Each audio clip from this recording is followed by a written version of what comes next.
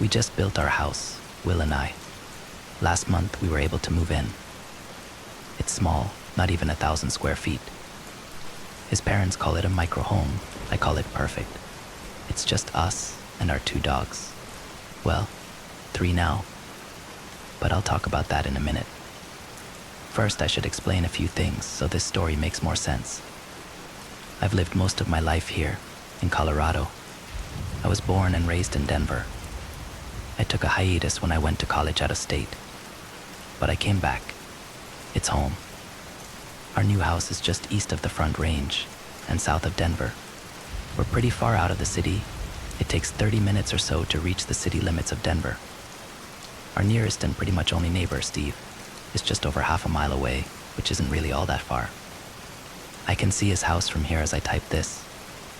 He's also my best friend and has been since high school. It's really an awesome setup for Will and I, and we love it. But last night didn't go so well.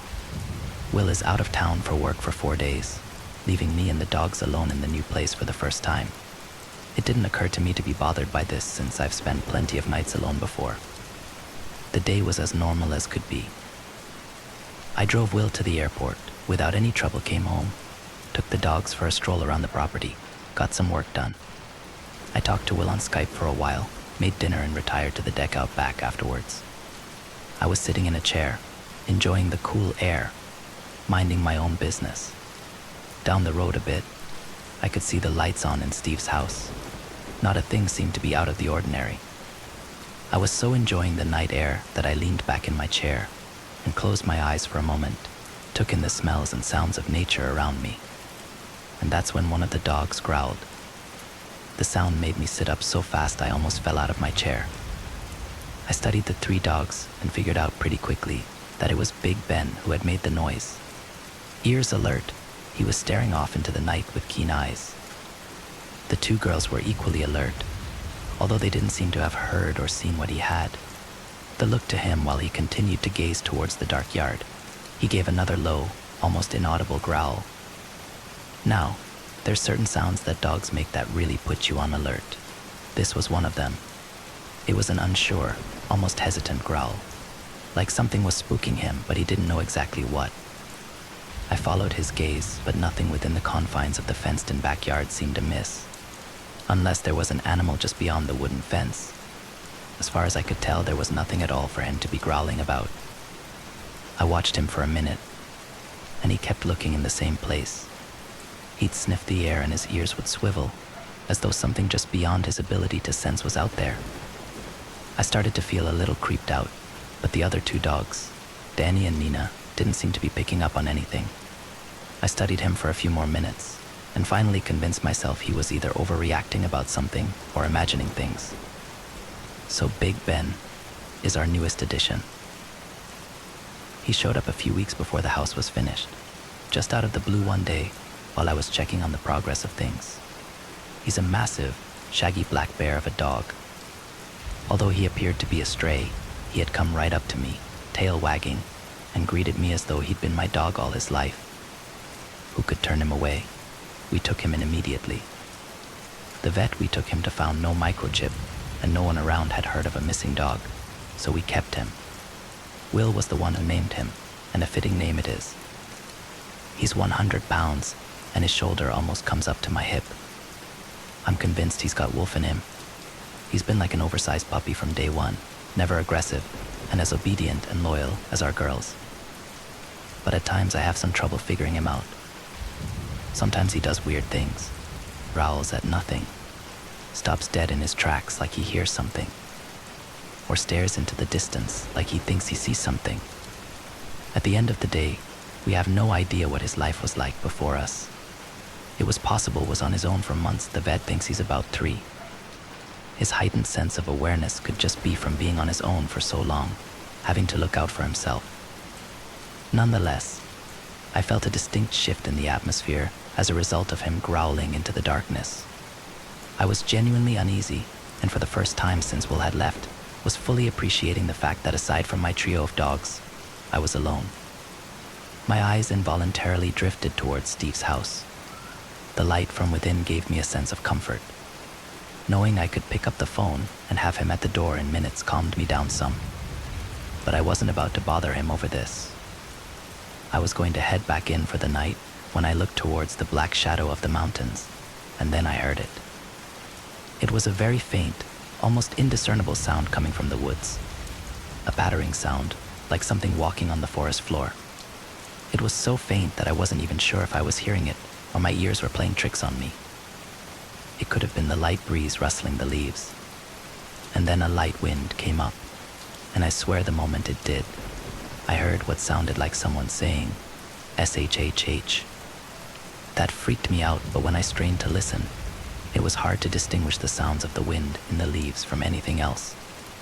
I thought I imagined it. The dark was making me freak myself out. The sound of faint footfalls continued. It went on for a few minutes before it was so faint I couldn't tell if it was wind or not. I shrugged it off. There's deer back there, and stray cats, and probably other animals I never even see. There was no reason to worry about it, but it still sufficiently creeped me out. So I went back inside. I watched Netflix, yay Peaky Blinders for a bit, but got sleepy. By 11 I was in bed, and it didn't take long for me to fall asleep, but I didn't stay asleep. A sharp, urgent growl woke me up with a start. When your dogs alert you like that when you're awake, it's unnerving enough. Waking up to it is worse. My immediate thought was there's something going on that I've missed. Not a pleasant feeling. My heart was racing as I strained to see in the dark. Big Ben was sitting at the foot of the bed, looking towards the window. The curtains were drawn, so there was no way he could possibly see anything there. Then Danny gave a growl, and Nina chimed in. I'm not gonna lie, I was already scared. It's hard to not let your imagination run away with you in that situation. There was a light breeze, and to my horror I realized I had left the window open. I never leave windows open at night, not even when Will is home. Our bedroom is on the ground floor, and I don't feel safe doing it. I felt even more vulnerable, knowing I had stupidly left the damn window open. Big Ben growled again. This was different from the unsure growling he had done on the deck. This was louder, more urgent, more like he knew what he was hearing or smelling, and it was something that absolutely warranted being growled at. Another breeze rustled the curtains, and there was an unnatural shift in the shadows outside. Something was moving out there on my deck. I sat bolt upright, causing the dogs to go into full-on protection mode. Big Ben was barking his warning bark, and the girls joined. At the sound, whatever was outside ran for it.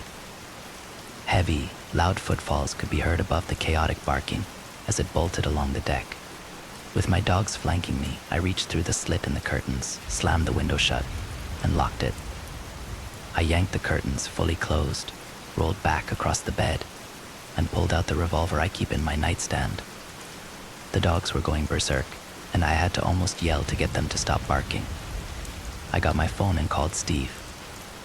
Still growling, Big Ben poked his head behind the curtain to look outside.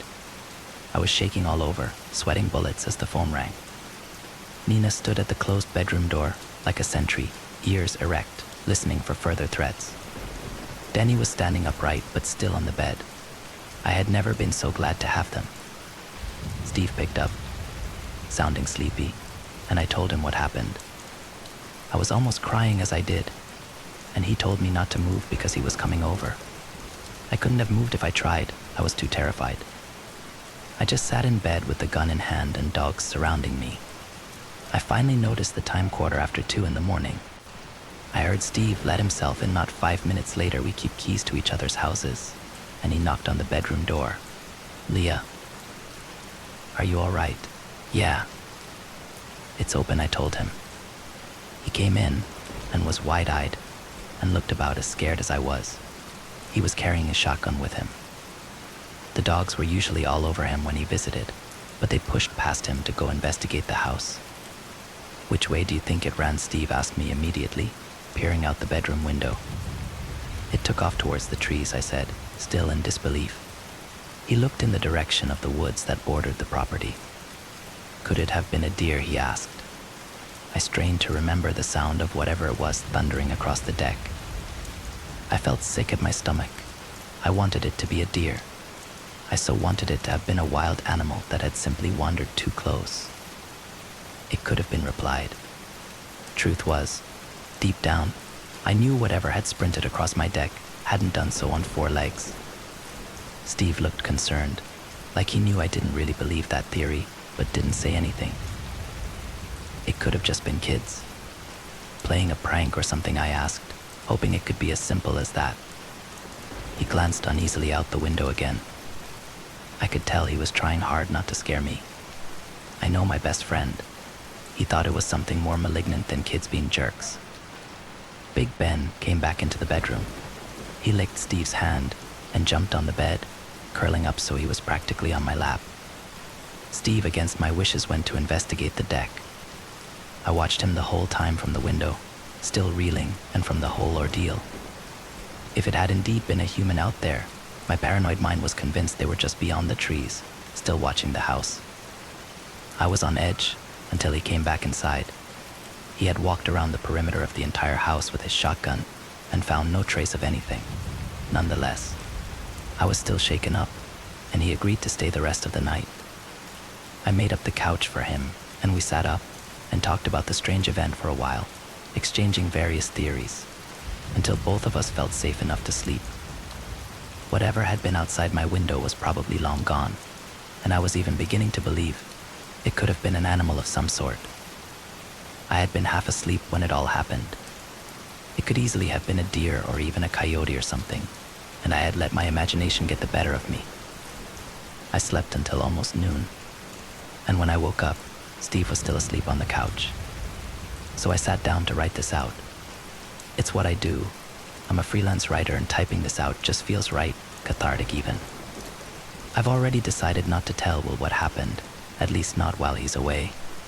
He's a worrywart, and it would only upset him. He'll be home in 3 days, and I'll tell him then. I'm looking out the window towards the treeline now, and feeling unsettled all over again. My dogs are curled up nearby, and Steve, along with his shotgun, are 1 room over. I'm perfectly safe. But something just feels off today. Something's not right, but I can't quite put my finger on what it is. It's making it difficult to sit still for long. I keep finding myself looking out the window. For the first time, I feel intimidated by my new house. The isolation and remoteness of it. The forested area at the edge of the property was a big deciding factor when we bought this land. There's good hiking back in there, and the trees are beautiful in the winter. But now, it's a foreboding place to me. A place where bad things can hide.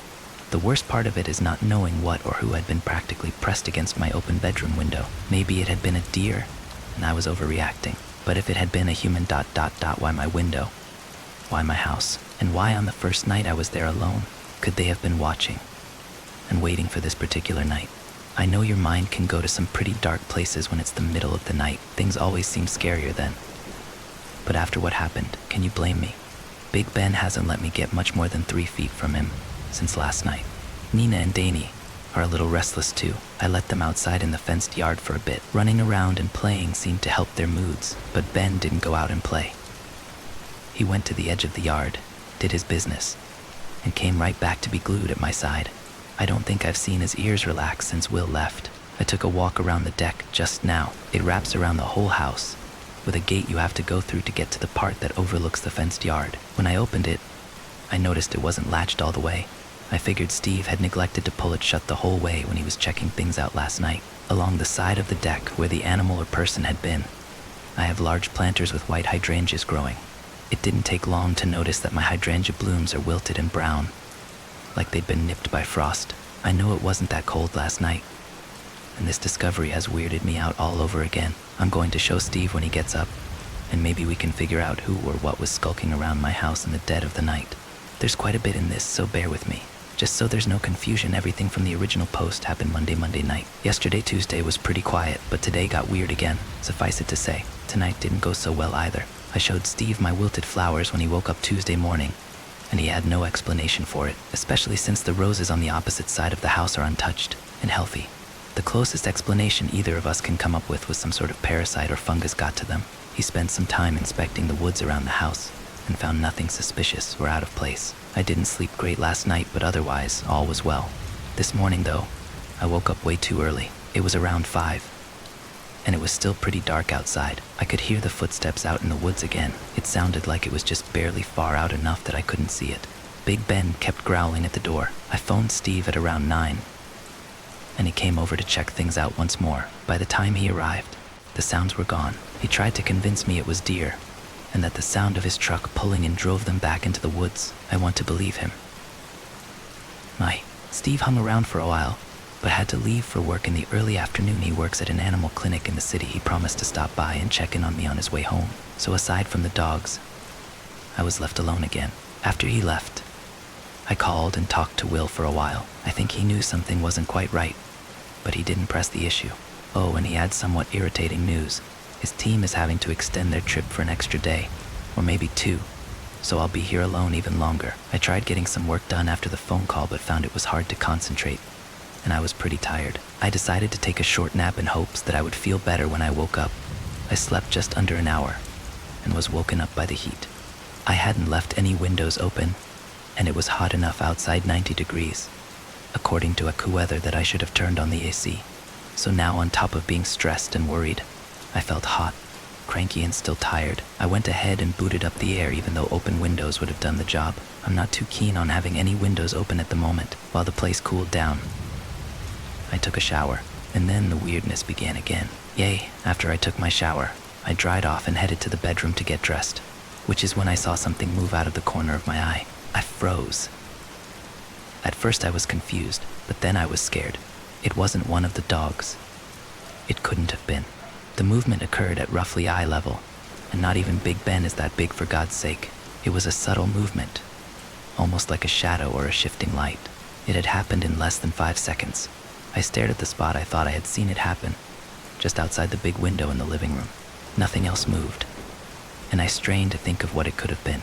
The curtains were tied back securely, and even if the window had been open, it wouldn't have been flapping in the breeze, causing the motion. Whatever had moved was outside. It was like I had caught sight of the tail end of something passing by the window. Of course, I was too scared to go look. And then Ben growled again. The noise made me jump into action. I darted back into the bedroom where my revolver was. Ben was up and looking to me with this almost human expression. Alarmed, aware, and alert all in one. He turned his attention back to the window. He let out a woof under his breath, and then he laid down in the bedroom doorway. It had upset Danny and Nina too. They were restless. I looked at the empty room where Ben stared, and was wondering if I'd imagined it, when a rushing noise, almost like a heavy gust of wind, emanated through the whole house. So up until now, everything that has happened can technically be explained. But this ... this made my skin prickle. I have never heard anything like that in any house before. It was a rushing sound that couldn't have possibly come from the vents, and I wasn't hearing wind outside either. This sounded like a breath of wind inside, but nothing in the house shifted, and I felt no movement of air. Ben barked loudly at the sound. I stood rooted to the spot, afraid to move for what seemed like ages. I was terrified that somehow moving would trigger the sound again. Finally, I crossed the room, slowly and silently. I reached into the jewelry box on the dresser and shook it out onto the bed.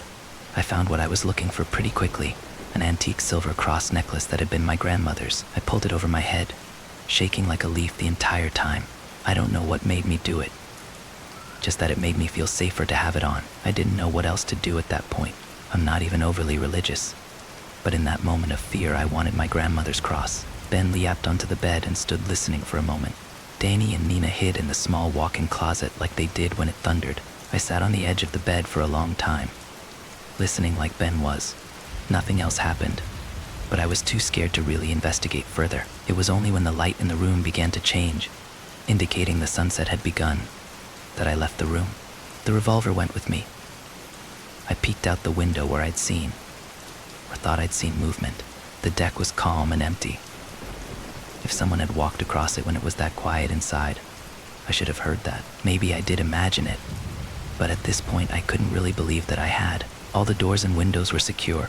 I double and triple checked that. I checked the backyard through the kitchen window to make sure it was empty before letting the dogs out, as uneasy as it made me to open the back door. I'd rather do it before dark. They all did their business and came right back inside, which was unusual since they normally stay outside to goof off for a while. I did something pretty childish when they came back in. I pulled all of the window coverings closed, and then turned a light on in every single room. The idea of dark corners in the house just now was too freaky for me. I had a few hours to wait for Steve, so I tried to carry on as usual. Got dinner for me and the dogs, started some laundry, and turned on the TV for some background noise in the meantime. My revolver and my phone were never out of reach the entire evening. I watched TV while I waited for Steve, but I was unable to concentrate fully on anything. I was too busy listening, waiting, but all I heard was Steve's car pull into the drive at around 11, which was huge a relief. I let him in, told him about the movement I'd seen, and the inexplicable noise that followed. He looked genuinely disturbed as I talked and scolded me for not calling him. I told him a few Redditors here suggested motion sensor lights and cameras, and he agreed that's a good idea. He was about to go home to check on his own animals when something slammed against the south side of the house. When I say slam, I mean hard. Like so hard the floor vibrated, and let me tell you, I nearly pissed myself. The dogs went into instant alarm mode, barking and running in the direction of where the noise came from. I immediately grabbed the gun, but my hand was shaking so badly I couldn't have hit the broad side of a barn. I was terrified. It happened a second time, bam. This time further along the wall. Steve said something along the lines of what the fuck, and I was on the verge of crying. I was so scared. Then it happened a third time. Bam, even further down the wall. It was like someone was walking along the deck and periodically smacking the shit out of the side of my house. Steve took the revolver from me without a word and moved slowly towards the other side of the house. I crumpled onto the floor beside the couch, too afraid to do anything else. Ben was there by my side, a giant, furry shield against whatever was tormenting us. Don't go outside, I pleaded, but Steve had no intention of leaving the house. He shut off the lights in the bedroom, bathroom, and my tiny home office, all which share the south wall of the house. I could tell he was peering out windows. After a moment, he called to me. There's nothing there. There was no more slamming against my house. At that point, though, I'd had enough. This latest event felt like the most malicious one. It felt like a challenge, or a warning. I knew I wasn't staying in that house tonight. I told Steve I had to get out, and he said that of course the dogs and I could stay with him. I packed my phone, laptop, a change of clothes, and the revolver, grabbed my purse, gathered up the dogs, and we all walked out to the drive together. Steve waited right by my Jeep while I loaded the dogs in and saw that I was safely locked in before getting into his truck. I followed him, and we noped out of there. So I'm writing this from Steve's kitchen. I'm looking at my house down the road. It looks a lot calmer from here, but I know if I was inside of it, I wouldn't feel very calm. I'm now surrounded by 2 extra dog Steves, and his cats are roaming around as well. I'm far from alone. I'm safe. But that house is not. We're going to go get some surveillance equipment tomorrow and maybe look into filing a police report about all of this. I might have to break down and tell Will what happened. I haven't decided yet. This is getting very weird very fast. There's too many things about this that are just off. Something isn't right, and I can't strain my mind on it anymore tonight. I already feel a headache coming on. I can see the deck of my house from here. I left the exterior lights on and a few on inside, hoping it would deter anyone or anything from vandalizing the place. Now I wish I hadn't kept those lights on. I swear I just saw a figure pass by the bedroom window. Danny woke me up howling in her sleep, like she was having a bad dream. I shook her awake, and she acted like nothing was wrong. It startled me badly enough that I can't get back to sleep yet also. I don't think I've ever heard Danny howl before. Big Ben cuddled up to her, and they're snoozing at the foot of the bed. I'm just trying to wind back down at this point. Steve and I found some things today.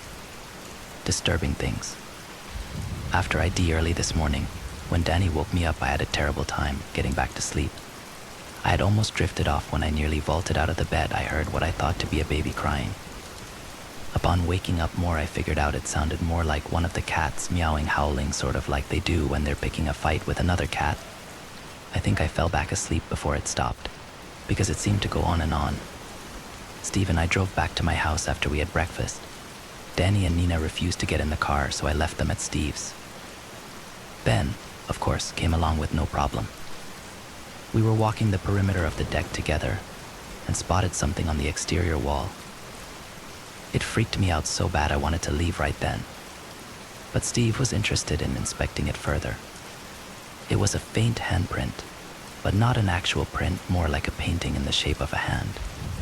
I say that because it had no lines or fingerprints like a real handprint would, just a solid shape of a hand. Oh yeah, and it was bright red, which is just lovely. There's also a mild, almost smoky smell hanging in the air. I feel like I've smelled it before but can't place what it is. It's not an unpleasant smell, but given the situation, it's not helping the creepy factor. We went to inspect the front deck when the other smell hit us. It was terrible, like garbage mingling with week old roadkill. Steve got his flashlight from his truck and shone it under the deck, but nothing had crawled there and died. There was nothing to indicate why it would smell like absolute shit in that particular spot. If you backed away from the deck 10 feet, the smell was non-existent. It was just around the area of the front door. Then we inspected the inside of the house and found nothing out of place. I grabbed some more clothes, my phone charger, which I'd forgotten in my hurry to get the heck out last night, and some dog food for my kiddos. If you hadn't guessed already, I have no intention whatsoever of staying here alone until this whole thing gets figured out. I did one more walk around on the deck before leaving. When I opened the gate into the backyard, I spied something caught on the latch, something glinting in the sunlight, almost like spider silk. I took a closer look and discovered a single strand of silvery gray hair was caught on the latch. I removed it and took a good look. It was almost twice as long as my hair, and anyway, I don't have any grays yet. Although after this ordeal, I won't be at all surprised to see some cropping up. This didn't belong to anyone I knew or had even been around here. I was going to show Steve when my dumb ass let the wind catch it, and it flew off into the tall grass. Damn it. We got in the car and headed to the city so I could look for some cameras and some motion-censored lights. We drove by my house on the way back. All seemed normal. Steve left for work around noon, and I sat in the living room, trying to figure out how I would set up the new equipment. I got 4 motion sensor lights and an infrared wildlife camera. We're going back to set it all up in the daytime. No way either of us are going to the house tonight. I started watching my house from Steve's window. Nothing interesting happened. Got bored and played on his Xbox for a bit. All afternoon, it was quiet. It was another hot day, and the dogs were glad to spend most of inside with me. I made some dinner for me and for Steve to have when he got home, fed all of the animals, played with the cats. I did a little work on my laptop. When I sat down and wrote the second mini on the last post, I thought there wasn't going to be much else in this one. Guess again. So Steve has a deck like mine, only it runs along the length of just one side of his house. I was on the couch, trying to get a little more work done, answering the post replies and listening to music. I had a ceiling fan on, and the windows were all closed. There is a sliding glass door that opens onto the deck. I was facing this door. Steve has those vertical blinds over it instead of curtains. I had them closed, but the fan was stirring them just enough so that they opened a sliver in certain places, like in a cycle. Like they'd be blown open a bit in this one particular spot, then closed. Open, closed, open, closed. There's also little solar-powered lanterns on his deck. They were on, but were getting dim. I should have had the floodlight on, but I thought being here in his house, I could get away with not being a paranoid nut. Wrong. I was absent-mindedly looking at the sliding door while I worked, just brainstorming, and noticing I could see one of the little solar lights every time the vertical blinds blew open. Until they blew open and the light was just gone. It took a moment to register what was happening. I entertained the thought that they'd gone out long enough to remember that they fade out. They don't just turn off. So for the second time in 24 hours, I nearly pissed myself. There was something standing between the window and the light. Shit. Every door and window was locked, but damn it if I wasn't so petrified I couldn't move. I was thinking if the blinds opened an inch more I'd get a better look at what was blocking the lights, and in the same thought I prayed to God that they wouldn't. Ben was asleep on the floor right beside the couch. In my horrified state, I still had the presence of mind to try something. I reached down and gently shook him awake, wondering if he'd pick up on anything when he woke. And boy, did he ever. He looked at me curiously, thumped his tail, still pleasantly drowsy. All I did was point at the window. He looked where I was pointing and immediately stood bolt upright. His hackles were raised. He shouldn't have had any idea anything was wrong, but he believed something was there as much as I did. He took a few stalking steps towards the sliding door, and then did something I had never seen him do. He snarled at it, like a full-on teeth showing, eyes flashing, throaty snarl. It was a pretty intimidating thing to behold. Then there was a sound like someone smacking the sliding door with their hand, and then dragging it along, making that awful squeaking noise of skin on glass. Ben barked sharply at the sound. There was a series of loud thumps, and I knew the person or thing outside was retreating. On the next beat of the blinds, I could see the solar light again. Whatever had been outside was gone. Ben barreled towards the door, going absolutely crazy. All the other dogs showed up and were barking too. Danny was practically beside herself. She went under Steve's computer desk and peered out fearfully. I called to her, but she wouldn't come out. I shushed them all so I could phone Steve. I was pretty upset at that point.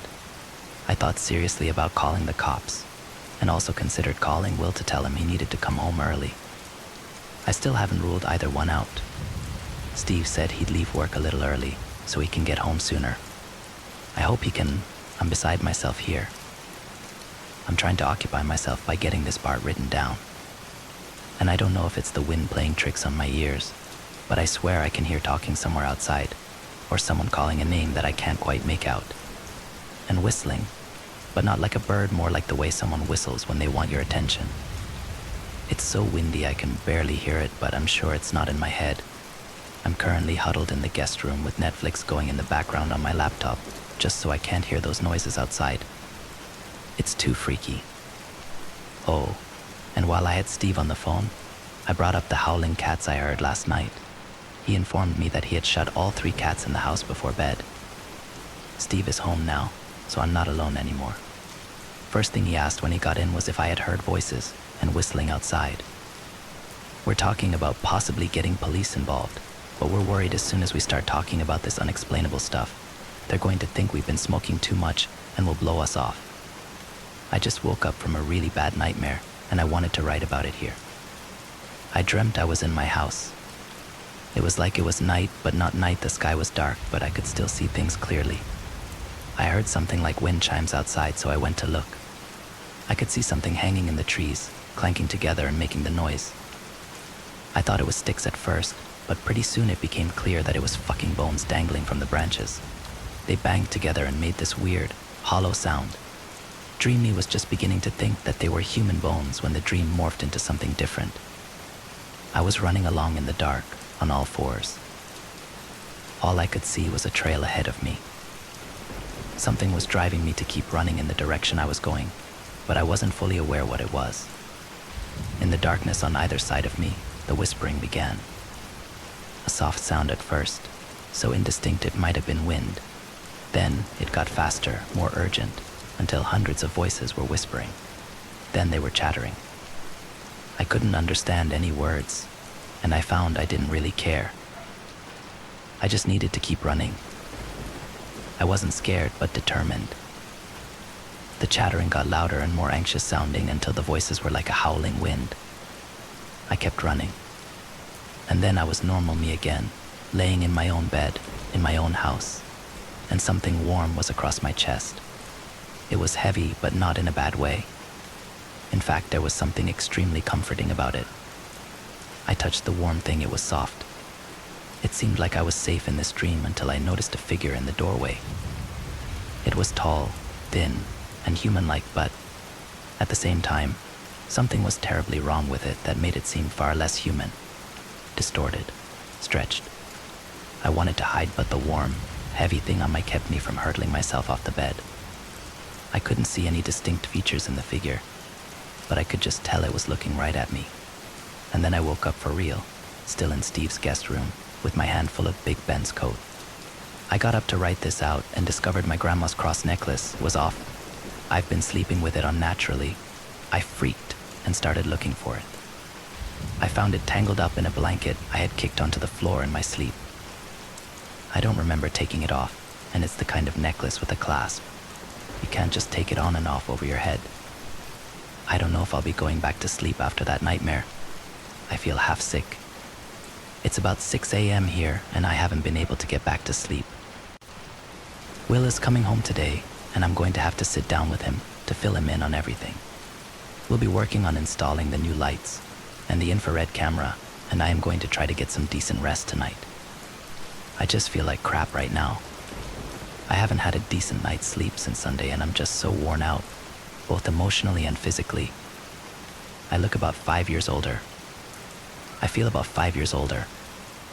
So it might be a day or two before I post another full, but I promise not to leave you guys hanging. You'll hear about anything that happens before the weekend is over. Scout's honor. I have to be at the airport in a few hours to pick up Will. I'm taking Big Ben with me. Things have taken a weird turn. Last night was bad. I'm laying in bed, and have been for most of the day. I am 100% emotionally spent at this point. I feel so bad I almost didn't, but I couldn't leave you guys hanging like that. I just want explanations. I'm so tired of not knowing what's happening. I put off talking to Will about everything until we were able to sit down with Steve Friday yesterday afternoon. The general consensus has been that Steve should be present, which I agreed with. So Steve was there to help me tell Will everything. At first he seriously thought we were trying to pull off some kind of prank on him. It took some convincing for him to realize we were telling the truth. Then he got upset, like I knew he would, that I hadn't told him what had been happening while he was gone. After the three of us talked extensively about it, we decided not to get cops involved yet. Not until we have solid evidence to balance out some of the more unnatural things. This whole conversation took place around the kitchen table in our house, and we spent last night here in our house as well. Will didn't want us to be run out of our own home, as he put it. I couldn't expect him to be experiencing the same amount of uneasiness I'd been feeling for the past few days. This is all secondhand news to him, and while I know he trusts Steve and I'm sure it was hard to process. I know he's trying to take a logical standpoint, like he does with any sort of crisis, but I also know the whole thing unnerves him. He did agree the lights and trail camera were a good idea. I probably wouldn't have been able to stay in that house without them. Steve helped him install everything yesterday afternoon. There's now a light in the kitchen by the back door, out on the back deck, along the south deck, where the house got smacked, and one on the front deck. We decided to put the camera up along the backyard fence. There's about 3 yards of clearing between the fence and the tree line. Anything that comes into the clearing should get picked up by the camera. I wanted to try to put up some harmless booby traps around the place, like a few readers suggested. Not something to catch the thing, but to indicate if anything had been close to the house. Will talked me out of it, since we have the camera and extra lights, and he's home now. I think he feels like it's his job to protect me in the house now. Steve had dinner with us and went home. Danny is still at his place. As hard as I tried, I could not coax her to leave with me. She's been a basket case for several days now, and she was so anxious I didn't have the heart to force her to come home. Steve brought her some mild sedatives from work, and that seemed to take the edge off for her. He told us to let her stay for a day or two, and hopefully she'd return to her old self and want to come back. He's a vet, after all, so we agreed that was for the best. He says she's been cuddling a lot with him and his 2 dogs. It's hard to not feel a little hurt, though. My dogs are like my kids, and suddenly the middle child doesn't want to be home with us. I know better than to blame Danny, but it doesn't do much for the resentment I feel towards whoever or whatever has decided to disrupt our lives. Will and I carried on as normal yesterday evening. We avoided any more talk of the odd things that occurred in his absence. After we cleaned up the kitchen from dinner, we settled on the couch to watch a movie. During the movie, we opened a bottle of wine, and I had probably way too much, but it felt nice to loosen up for a change. With Will back, it was easier to unwind a little. I let Nina and Big Ben outside once more before bed, and they were quick about it again. After they came in, I went around checking each door and window and securing the curtains in place.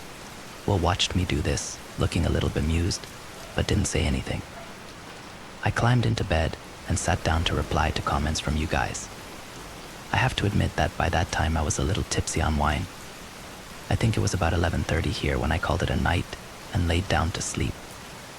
I must have been out within a few minutes. When I woke up, I was really disoriented. It was hot, stuffy, and I was having a really hard time placing the time and day. It was pitch black, and only when something stirred at my feet did I comprehend that my dumbass was completely under the blankets. Something nudged my shoulder gently, and I remembered that Will was back. I poked my head out from under the blankets for a breath of air. It was so dark in the room I could barely tell if my eyes were open or still closed. Will was nothing more than a dark blob against a dark backdrop. "Emilia," he said my name in a hushed voice.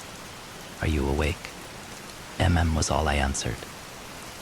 A glance at the clock revealed it was just about 2 in the morning. I wanted to go back to sleep. My head felt heavy and kind of hurt a little. Yay, alcohol. "Are you okay?" he asked. "Mim," I replied. I reached down and felt for Big Ben. My hand found his shaggy coat, and I felt quite content. I don't think at that point I even remembered weird things had been happening. "You were mumbling in your sleep," Will told me. "Sorry," I said, really wanting nothing more than to drift back off.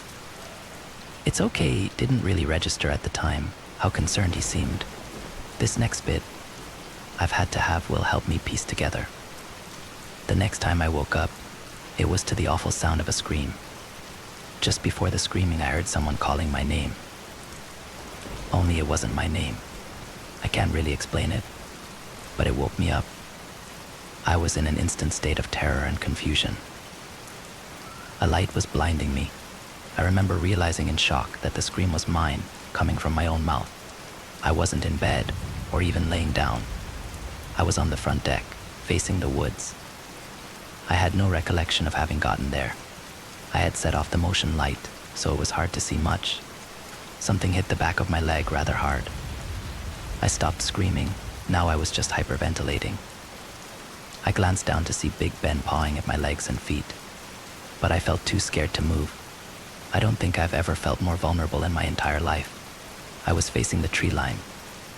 Even though I couldn't make out much but dark objects in the darkness, I was sure something was moving between trees. Then there was a tug on my shirt. Big Ben had the hem in his mouth, and he was shaking it in his teeth. He seemed almost panicked. Now that I was more fully awake, I didn't need any coaxing to go back inside. I turned to book it back in and ran smack into Will. He looked frightened, and he was carrying the revolver. He quickly slammed the door behind me and locked us all back in. I was shaking all over and just wilted to the floor and started crying.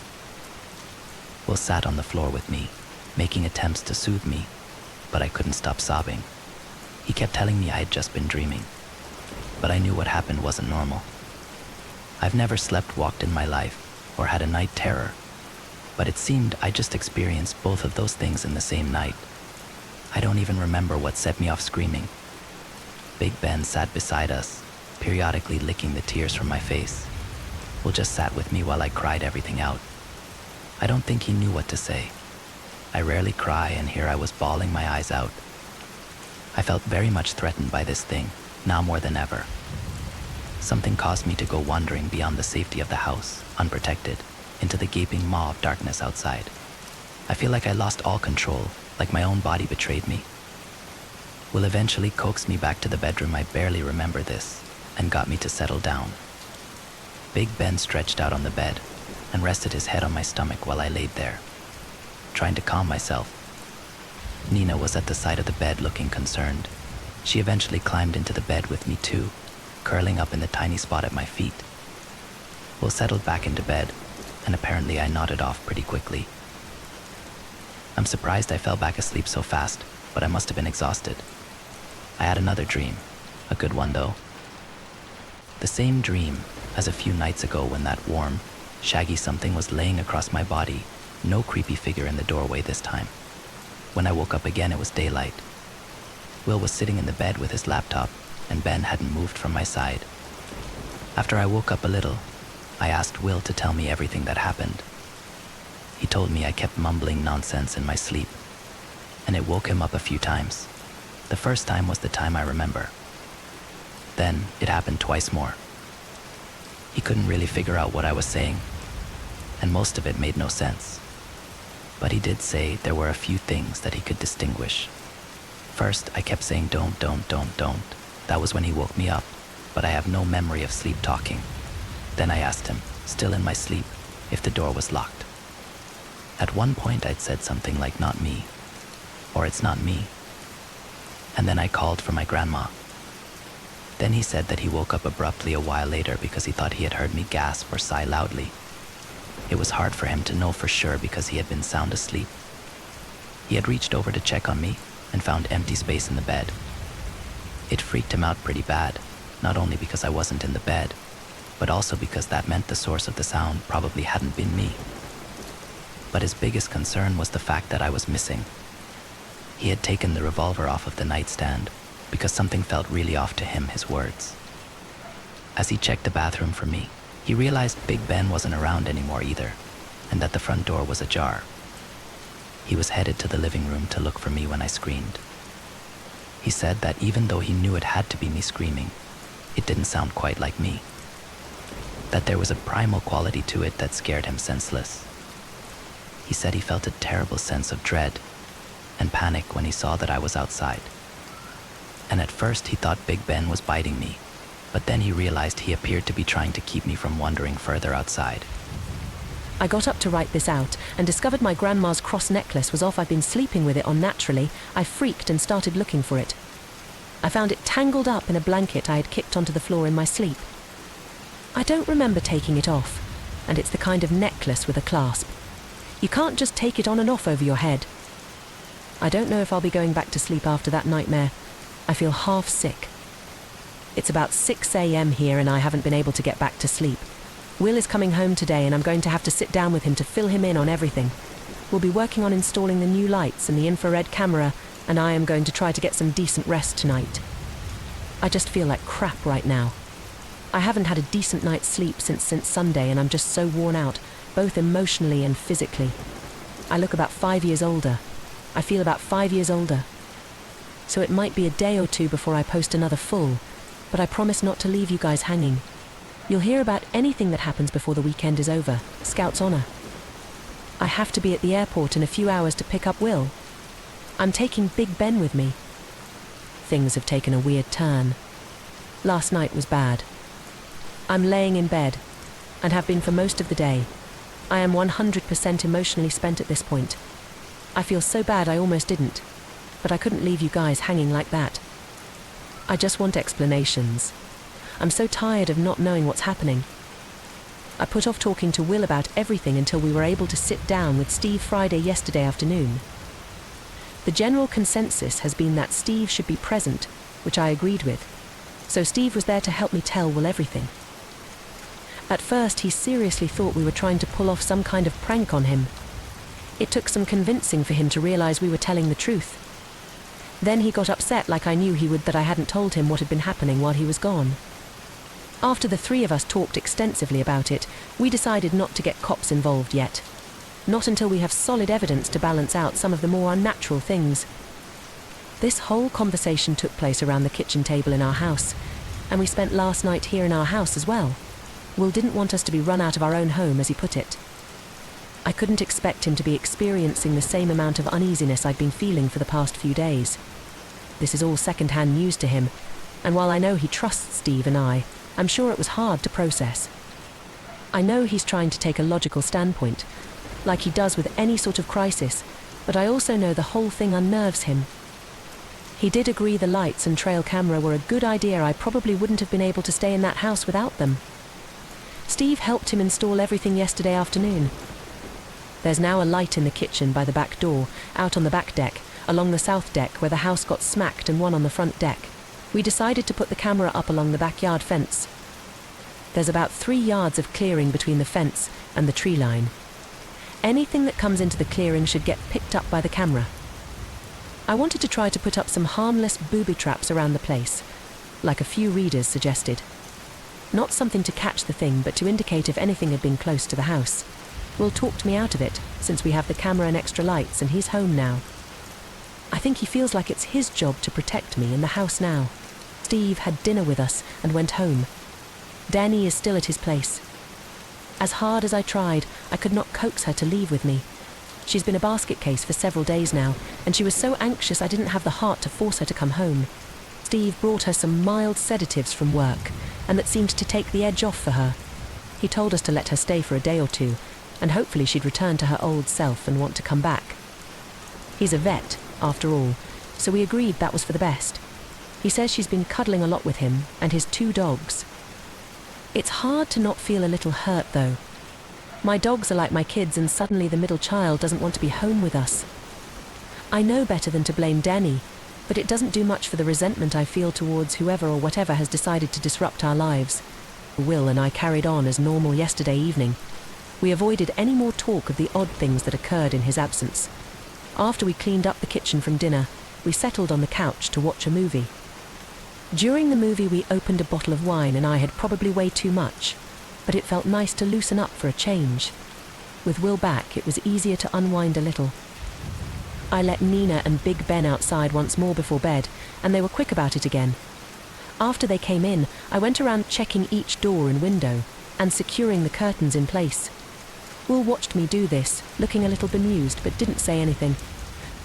I climbed into bed and sat down to reply to comments from you guys. I have to admit that by that time I was a little tipsy on wine. I think it was about 11:30 here when I called it a night and laid down to sleep. I must have been out within a few minutes. When I woke up, I was really disoriented. It was hot, stuffy, and I was having a really hard time placing the time and day. It was pitch black, and only when something stirred at my feet did I comprehend that my dumbass was completely under the blankets. Something nudged my shoulder gently, and I remembered that Will was back. I poked my head out from under the blankets for a breath of air. It was so dark in the room I could barely tell if my eyes were open or still closed. Will was nothing more than a dark blob against a dark backdrop. "Amelia," he said my name in a hushed voice. "Are you awake?" "Eminem" was all I answered. A glance at the clock revealed it was just about 2 in the morning. I wanted to go back to sleep. My head felt heavy and kind of hurt a little. Yay, alcohol. "Are you okay?" he asked. I replied. I reached down and felt for Big Ben. My hand found his shaggy coat, and I felt quite content. I don't think at that point I even remembered weird things had been happening. "You were mumbling in your sleep," Will told me. "Sorry," I said, really wanting nothing more than to drift back off. "It's okay." It didn't really register at the time how concerned he seemed. This next bit I've had to have Will help me piece together. The next time I woke up, it was to the awful sound of a scream. Just before the screaming, I heard someone calling my name. Only it wasn't my name. I can't really explain it, but it woke me up. I was in an instant state of terror and confusion. A light was blinding me. I remember realizing in shock that the scream was mine, coming from my own mouth. I wasn't in bed, or even laying down. I was on the front deck, facing the woods. I had no recollection of having gotten there. I had set off the motion light, so it was hard to see much. Something hit the back of my leg rather hard. I stopped screaming. Now I was just hyperventilating. I glanced down to see Big Ben pawing at my legs and feet, but I felt too scared to move. I don't think I've ever felt more vulnerable in my entire life. I was facing the tree line. Even though I couldn't make out much but dark objects in the darkness, I was sure something was moving between trees. Then there was a tug on my shirt. Big Ben had the hem in his mouth, and he was shaking it in his teeth. He seemed almost panicked. Now that I was more fully awake, I didn't need any coaxing to go back inside. I turned to book it back in and ran smack into Will. He looked frightened, and he was carrying the revolver. He quickly slammed the door behind me and locked us all back in. I was shaking all over and just wilted to the floor and started crying. Will sat on the floor with me, making attempts to soothe me, but I couldn't stop sobbing. He kept telling me I had just been dreaming, but I knew what happened wasn't normal. I've never slept-walked in my life, or had a night terror, but it seemed I just experienced both of those things in the same night. I don't even remember what set me off screaming. Big Ben sat beside us, periodically licking the tears from my face. Will just sat with me while I cried everything out. I don't think he knew what to say. I rarely cry, and here I was bawling my eyes out. I felt very much threatened by this thing, now more than ever. Something caused me to go wandering beyond the safety of the house, unprotected, into the gaping maw of darkness outside. I feel like I lost all control, like my own body betrayed me. Will eventually coaxed me back to the bedroom. I barely remember this, and got me to settle down. Big Ben stretched out on the bed and rested his head on my stomach while I laid there, trying to calm myself. Nina was at the side of the bed looking concerned. She eventually climbed into the bed with me too, curling up in the tiny spot at my feet. Will settled back into bed, and apparently I nodded off pretty quickly. I'm surprised I fell back asleep so fast, but I must have been exhausted. I had another dream, a good one though.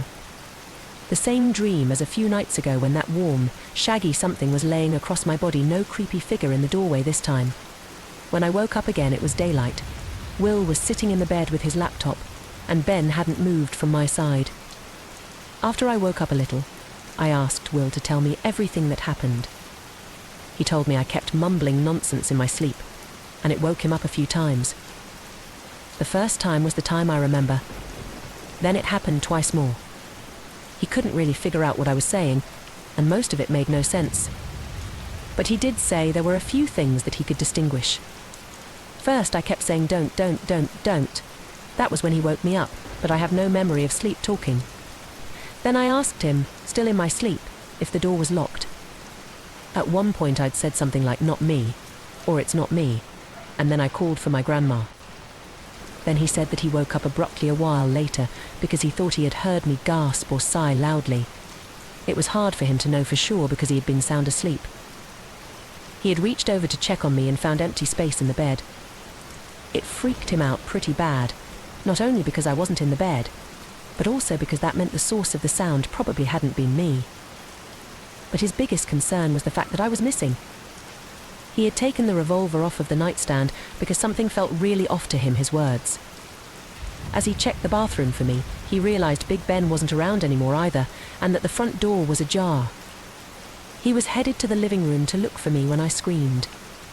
He said that even though he knew it had to be me screaming, it didn't sound quite like me, that there was a primal quality to it that scared him senseless.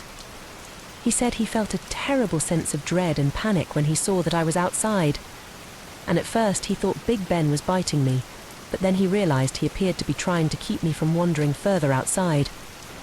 I felt like I was sick after hearing his version of events. It was like this was the proof I needed to confirm it can't be human, whatever is doing this. I know dreams and sleepwalking talking, even night terrors, aren't proof of anything supernatural. But what I felt on the deck last night gives me a gut feeling at this point. I've learned to trust those feelings. We called Steve and let him know what happened. He said before bed, he thought he heard something walking the perimeter of his house. Around the time I had wandered outside, one of his cats ran across his legs and hid under the bed, waking him up. He heard screaming not long after, but in his half-asleep state, had convinced himself he imagined it. His dogs were restless all night, and a few times his oldest cat looked at the window and hissed. Then I called my parents. Without letting on that things are as bad as they are, I convinced my mother to put me in touch with a distant relative who at least used to be a Cheyenne medicine man.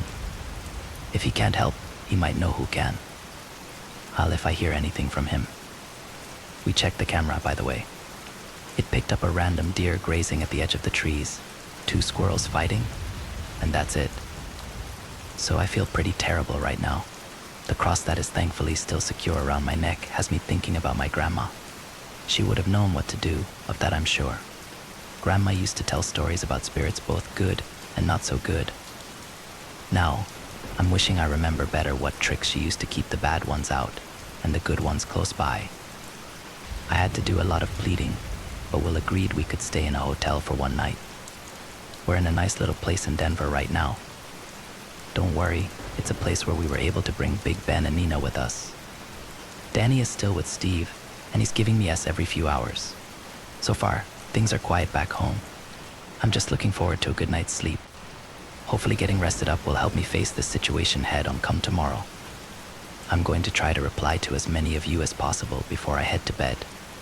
You guys have been awesome, and I will again when we are back home. I need to tell you guys a little bit more about my grandmothers. My grandparents on my dad's side were Irish. That's where I inherited my red hair. I'm of the daywalker variety, not a soulless ginger. My grandma and grampy are both gone now, but I was always very close to them. Grandma used to tell me stories, fairy tales really, about Irish spirits and such. She was an extremely superstitious woman. She had a lot of old books about charms and things that could help ward off the bad spirits. She wore a necklace, a horse amulet, all the time. I never once saw that woman without that necklace. She was even buried with it. She was also a pretty devout Irish Protestant, and her religious practices sometimes got lumped into her more metaphysical ones. One time, staying overnight at her and Grampy's house, I woke up to what sounded like a door slamming. I was about 6. I remember wandering to the top of the stairs to see what it was all about. There was Grandma, kneeling at the front door, reciting the Lord's Prayer while she sprinkled salt in the doorway. She saw me and told me to go back to bed, and I did. The next morning when I asked her what the noise was, she told me the Dullahan was wandering outside somewhere. The Dullahan is basically the Celtic version of the Headless Horseman. Needless to say, I was scared. But Grandma told me she would protect me from the spirits that roamed this world. On my mom's side, my grandmother or Mama was Cheyenne Indian. Now, when my mom and dad married, Grandma and Mama hit it off very well. They liked to sit around and talk about all of these otherworldly beings that they believed in. The Cheyenne culture and the Irish culture are, of course, very different, but somehow Grandma and Mama's beliefs meshed well. I was close to Mama, as well. Her husband passed away before I was old enough to remember him. Mama was a cool person. She smoked pipes and made her own moonshine, and she liked to sneak me chocolates when my parents weren't looking. She always smelled of lavender and tobacco, and always had her long hair in a single braid which she tied with a pink ribbon on the end. Mama and Grandma both had some pretty spooky stories for me growing up, and there are some strange things, stranger than the whole Dullahan thing, that I remember happening. But those are stories for another time. I'm telling you all of this because of what happened today. Will has been brooding about my sleepwalking incident since Friday night. It upset him so much that he wants me to go see a shrink for some anti-anxiety or sleeping pills. We actually had a small argument about that when we got home today. I don't take pills unless I'm really sick, and I don't think that pills would solve our problem anyway. Treat the symptoms, maybe. I tried to convince him that there is something else happening, and it's not in my damn head. Now he's saying when he heard me sigh gasp in my sleep, he might have been dreaming. I can't blame him for wanting to seek out logical solutions. I just wish he'd stop short of implying I'm imagining this. He wasn't here for the majority of these events, but we argued enough that he took Nina and went on a hike in the woods to blow off some steam. I made him take the revolver with him. He rolled his eyes at me, but at least he took it. After they left, I let Big Ben out to do his business. He seemed a little more willing to meander about, like dogs do. I sat on the back part of the deck and let him roam as he liked for about half an hour. It was sunny and I found myself dozing off in the warmth. That didn't last long though, because Ben came trotting onto the deck and dropped something at my feet with a really loud clatter. It didn't do much for my nerves or mood. I sat up to pick up what he had brought me. He likes to play fetch with sticks when I saw it wasn't a stick at all, but a damn deer antler. I've found antlers in the woods before, but none close to a house. I was sure Ben hadn't wandered very far. It's not that weird, but given everything else that's going on, I can't help but think about it. Shit. Wouldn't it be nice if the sounds I've been hearing were just some cranky stags looking for a place to shed their antlers? I let Big Ben have the antler to chew on. They make excellent chew toys for dogs, but made him come inside while we waited for Will and Nina to come back. We weren't in the house 10 minutes when someone knocked on the door. My first thought was it was the mailman with a box, but you know, no post on Sundays. Then I noticed Ben wasn't barking. He usually goes nuts when someone knocks. My second thought was it was Will, and he'd forgotten his keys. Big Ben seems to recognize the knocks of people he knows. It's pretty cool. I went to the door and opened it without thinking twice. Now I'm not gonna lie, when I saw a tall, unfamiliar woman standing on my doorstep, I freaked out a little. Big Ben stood between me and the stranger, wagging his tail like she was his best friend. She was fairly young, very pretty, with long black hair.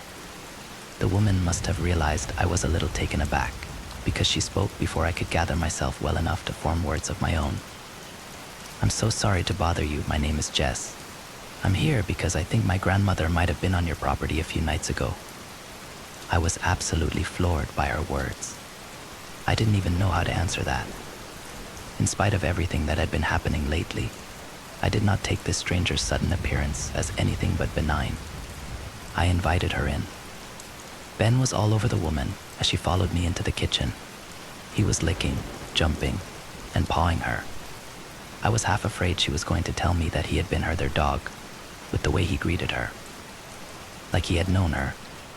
I finally got him to pay attention to his new prized deer antler while I got the woman named Jess a drink and sat with her at the table. I'm so sorry, she started, and she looked embarrassed. My grandmother lives with me. She isn't very well these days. She's showing signs of dementia. She wandered off sometime early Thursday morning. I found her walking back down the drive at 6 in the morning. It was only last night that I finally got her to tell me where she was. And she said she was here. I asked her. Jess nodded, looking more embarrassed than ever. She said, I went to the new house on the other side of the woods to burn sage. I can't believe she did that. She's not been herself for a while, but this is really unlike her. I didn't know what to say, really. I was thinking about what she meant by the other side of the woods. Jess seemed to have read my mind. We live about 4 miles to the east, she told me. And your grandmother walked all the way here? I asked in disbelief. She nodded, and back. I thought about that for a moment. It made sense. I hadn't met them before we moved in. I had made it a point to acquaint myself with the people who lived nearby. But to the east is thick woods and some back roads that aren't even paved. I had no idea there was anyone actually living there. What time would your grandmother have been here, do you think? I asked. It could have been as early as 3 in the morning, Jess answered. I racked my mind to remember the timeline from the past week. Wednesday night was the first night I'd stayed over at Steve's. This woman would have been here when I hadn't been. It surely couldn't have been her making the noises. And then something made sense. She had been burning sage. I had smelled the smoke of burnt sage outside the house when Steve and I had gone back the next day. I knew I had smelled that before, but I hadn't made the connection before now. Mama used to burn it all the time. Was that the only time she was here? I asked. Jess nodded. I had to put a padlock on the front door after that, for her own safety. I can't say how sorry I am. I really hope she hasn't disturbed you or harmed anything on your property. If so, I'll of course pay you for any damages. I shook my head. No, nothing was damaged. It's just... I hesitated. I was about to tell a stranger about the weird things that had been going on, but something made me think it was safe to talk about to this particular person. It's just that since last Monday night, there's been some really strange things happening around my house. I finished. Jess looked a little concerned. Strange how? I told her everything. I mean everything that's been going on. It was weird talking this stranger sitting in my kitchen about this, but at the same time, it felt good to get it out. I finished with telling her about how protective Big Ben has been lately. Jess listened intently and looked at Ben. She studied him through slightly narrowed eyes. It was odd to me how passive he was towards this stranger.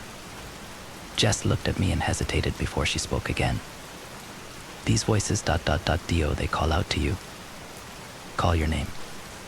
I'm not sure. It happened when I sleepwalked.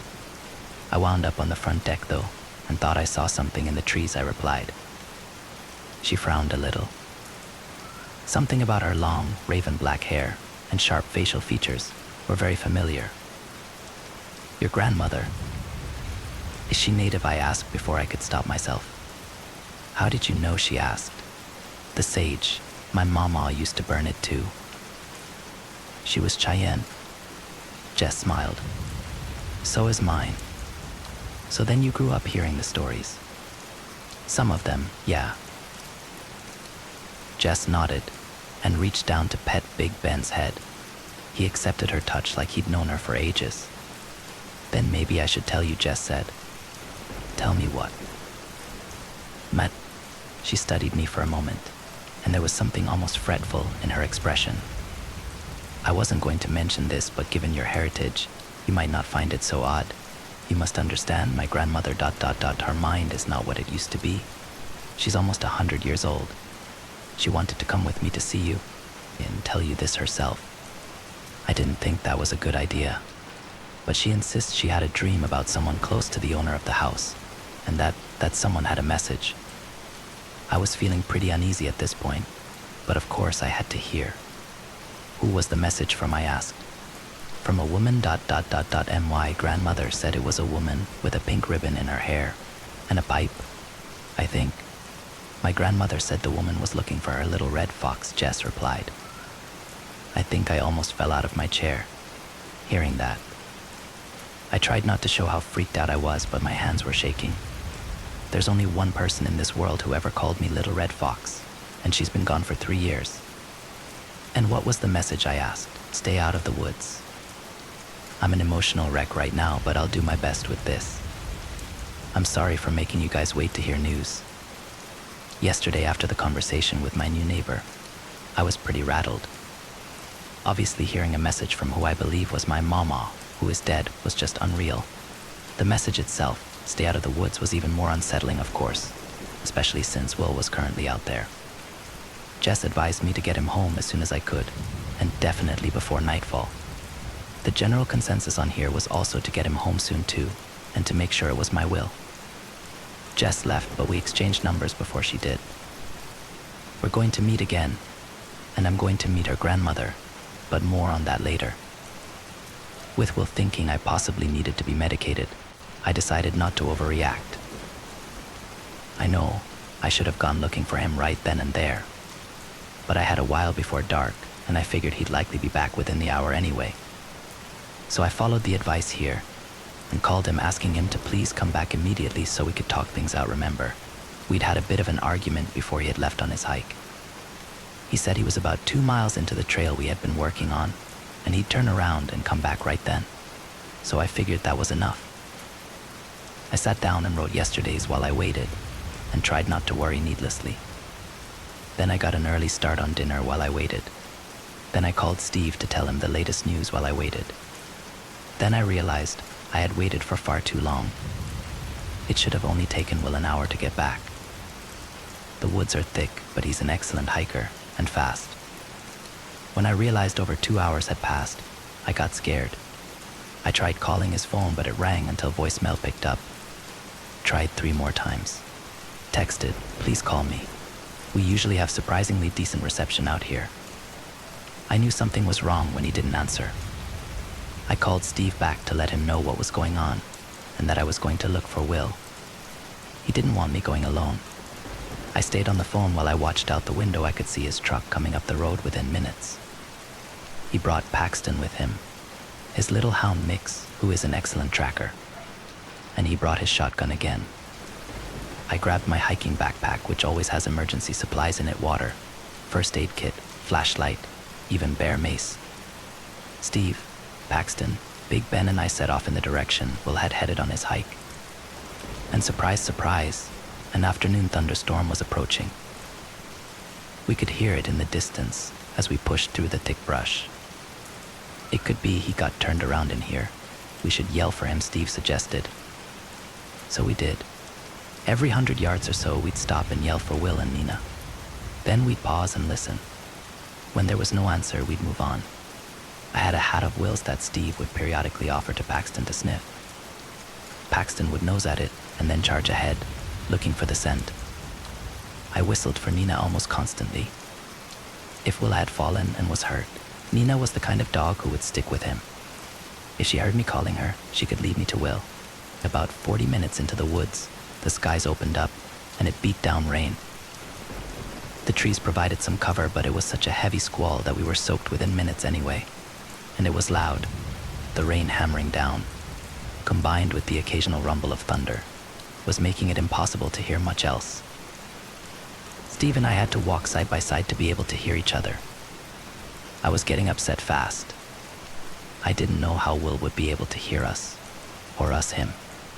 I wound up pulling my emergency whistle out of my backpack and blowing it, hoping the sound would carry if Will was close by. About 10 minutes after the rain began, Steve stopped dead in his tracks and threw his arm out to stop me. I nearly collided with it. Big Ben halted at my heels and growled. "What is it?" I shouted above the rain. "Listen," Steve called back. I strained to hear, heart pounding, hopeful that Steve had caught Will's voice through the storm. I heard something all right, but it wasn't Will. There was something screaming. Not words, just screaming. Like the way a panther screams, only I know we don't have panthers anywhere near here. It was impossible to tell how close it was with the storm distorting things, but the sound made me shake with fear. Steve and I exchanged alarmed looks. He didn't have to ask if I heard it too, my face said enough. The scream came again, and again, and again, and again. At that point, I had a hard time believing this was happening. I honestly thought it was some deranged serial killer messing with us. Steve still held his shotgun, although it was impossible to know where to point it. The next part happened so quickly. Big Ben snarled and took off into the trees. I yelled for him to come back and grabbed at him, but he was too fast. He was out of sight in seconds. I started crying and yelling for him until Steve yelled at me to shut up. He pointed to Paxton, who had suddenly taken off in another direction. "He found a scent," Steve shouted. He grabbed my sleeve and yanked me onward, trying to keep up with Paxton. I wanted to yell for Big Ben and Will, but with the running and the hysterics, I could hardly breathe, let alone shout. I tripped on a root, hitting the ground hard, but Steve helped me back up and we kept pursuing Paxton. We could barely keep the dog in sight. And then, from nowhere, Nina was bolting from the bushes. I felt an intense relief upon seeing her. She and Paxton met and ran forward together, and there was Will. I was so relieved to see him, it made me cry even harder. He was on the ground, fully conscious but hurt. Steve and I dropped down on either side of him. His left knee was swollen, and I knew immediately it was his old soccer injury that had taken him down. "It's good to see you guys," he said. "Let's get you out of here," Steve replied. We went about helping Will wrap his knee up in a support bandage, and I cracked open one of those instant ice packs for him. The whole time I was listening, hoping I wouldn't hear that scream again. I knew Steve was thinking the same. He wasn't wasting any time helping patch Will up. Will kept asking me why I was crying, but I couldn't tell him. I just kept saying I was okay and to worry about himself. The rain let up until it was a light drizzle.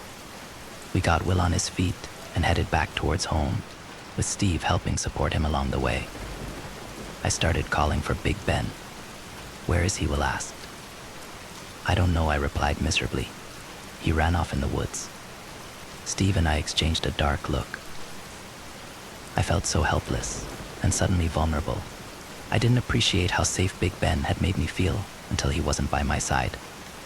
Paxton and Nina stuck close as we walked, but there was no sign of Big Ben. We thankfully made it home before dark, and without hearing any other voices. Without a word, the minute we got Will into the house and onto the couch, I began packing a bag for us. Will asked me what I was doing, and I told him no way were we staying in that house for the night. I wanted to go to a hotel again, but Steve told us we could stay in his guest room. I think the poor guy was as afraid to be alone as I was at that point. I looked at Will, expecting him to argue, but he had a very dark look about him. "You heard it too, didn't you?" Screams, he asked, looking from me to Steve, and back to me. I stopped and exchanged a glance with Steve, who looked very fearful. We both nodded. Will shook his head like he couldn't believe what he was about to say. It sounded like a wounded animal. It was close to me, very close. I felt sick. Something very bad was not only messing with me, but with my loved ones now. My home and the land surrounding it was no longer safe, and I knew it. And now my best protector was missing. It sounded like something being tortured. I don't even want to think about it anymore, Steve shuddered. "Do we call the police?" "I mean, that could have been a person." "A dangerous person," Will said. "And tell them what?" "Exactly," Steve pointed out. Will nodded, finally forced to admit that something terrible was following us, watching us. Something that wasn't human. "How did you fall?" Steve asked. Right after I heard the screaming, I started booking it back. Nina was so upset. We started to run towards home when I fell over something. I dropped my phone somewhere too. Nina scared it off, I think. She was snarling like crazy. He patted Nina's head appreciatively. I couldn't bring myself to talk about it anymore. I was too scared, upset, angry even. I finished packing a bag for Will and I. I changed out of my wet clothes and found I had cut the shit out of my knees when I had taken the fall.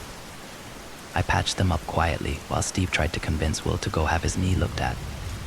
He refused, as I knew he would, insisting the painkillers from his last injury and some ice would allow him to wait it out. We loaded up in the Jeep before it got totally dark. I left the gate open to the backyard and a bowl of water too, in case Big Ben came back. We called for him from Steve's deck for half an hour, and we called for him throughout the day today, but he hasn't shown up. I can't stop thinking about him. I want to go looking for him, even though the idea of going into the woods is terrifying to me at this point. But you know what? I might go anyway. Big Ben would do the same for me. I've had enough of this thing, whatever it is. It's time to fight. I felt awkward doing it, but I called Jess today to tell her what happened Sunday after she left. She thinks I should come meet her grandmother as soon as possible. I think she's right. I had that dream last night about something laying on my chest. It was warm, fuzzy, and comforting. Just like Big Ben when he curled up in the bed with me. Only this time when I woke up and reached out, my hand found nothing but blankets. Things aren't really right with Big Ben not around. I've been in the car up and down these roads, calling for him. I still have a water dish out for him, and his antler he was chewing on the day he went missing.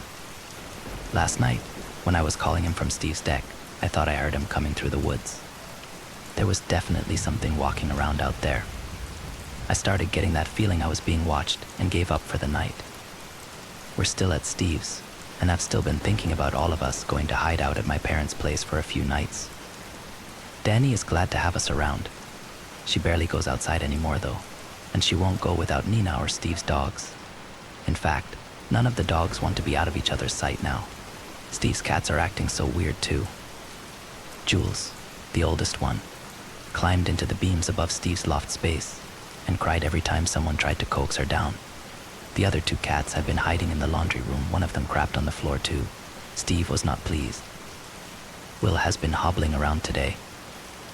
It looks like his knee is doing better, but it's still swollen. He won't let me go looking for Big Ben without him, and with his injury, it might be a while before he can go with me. We went to see Jess today and meet her grandmother. It took us a while to get to their place. The roads leading to it are dirt, and they wind around so much you can't go more than 15 mph.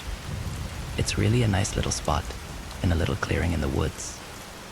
The cabin is old but solid.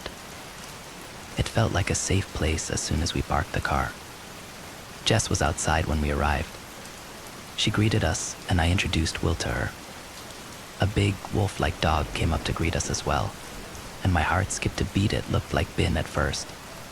But it wasn't Big Ben, it was a girl dog named Nari. I couldn't stop looking at her though. Part of me just wanted to sit in the drive for a while and cuddle the dog. Grammy is out back. I'll take you to meet her, Jess told us. We followed her through the cabin onto a screened-in porch at the back. I was surprised to see it overlooked a pond. I'd had no idea there were any ponds around here. There were also tons of beautiful, colorful baskets all over the porch. Some were so big they stood as high as my hips, and some were impossibly tiny. They hung from the ceiling and lined the walls, and there was a wizened woman sitting in a rocking chair weaving a new one. She bent over the basket her gnarled fingers were working on. Her long, silvery hair flowed all the way down her back. She had a small rose tucked behind one ear. Grammy's sunny Jess knelt beside her. She seemed so old and moved so slowly as she looked up from her work. The visitors are here, the ones I told you were coming. Jess motioned for us to sit on a bench opposite her grandmother. The old woman looked up at us, her eyes cloudy but alert. She looked at Will, but focused on me, and smiled. She reached out a hand and took my cross necklace in her knotty fingers, without a word. She studied it closely for a moment. I glanced nervously at Jess, who seemed to be nodding in approval. Grammy, this is Amelia, and her husband, Will. Will and Amelia, this is my grandmother, Sunny. I know who they are. I knew they would come, Sunny said. She was smiling serenely like this was just another social visit. And her voice was strangely sharp for as old as she appeared to be. She spoke with clarity that suggested someone much younger. Will was shuffling to get comfortable with his injury. Sunny inclined her head at his injured leg. What happened to your knee, boy? It's just an old injury I aggravated, he said. Sunny spoke to Jess in a language that was familiar, but one I didn't understand. Jess scurried into the house and came back with a small tin which she handed to Will. Use it for your knee. My grandmother says it will help, Jess said. Will took it hesitantly and thanked her. I knew he was still very unsure of all this. I understand you've been to my house, I addressed Sunny. She nodded soberly. I went to help. I went to protect ... I was needed. It was eerie to hear her say this, but something about her made it difficult not to take her seriously. How did you know you were needed, I asked. Sunny gazed out over the pond. The one who follows you ... You are not who it thinks you are. I exchanged an uneasy look with Will, then Jess. Jess nodded to her grandmother, and I took it as a sign to continue my questions. Who's following me, I asked. A dark look clouded over Sunny's face. It has many names. It is an ancient spirit. It seeks to take the life of those who are young, weak, impressionable. It takes them, and they follow it for many years, unless they are able to escape it. Some can, some cannot. So it's many spirits, I asked. Sunny shook her head. The lesser spirits who follow it, many of them are the spirits of those it lures to an early death. They are tethered to its existence, destined to do its bidding. But they are not quite so dangerous. Without the Ancient One, they are nothing more than mischief makers. I felt uneasy. Her words stirred something deep in my memory, something I had heard from my own grandmother years and years ago. But you said I'm not who it thinks I am. Yes, it does not see like you and I. It sometimes cannot tell the difference ... It only remembers certain things. Smells, sounds, thoughts. You reminded of someone who escaped it long ago. It thinks it was cheated. It thinks it has found its quarry again. When it realizes you are not the same thing it lost, it will be very angry, she explained. Can you at least tell us more about it? How to protect ourselves, Will asked her.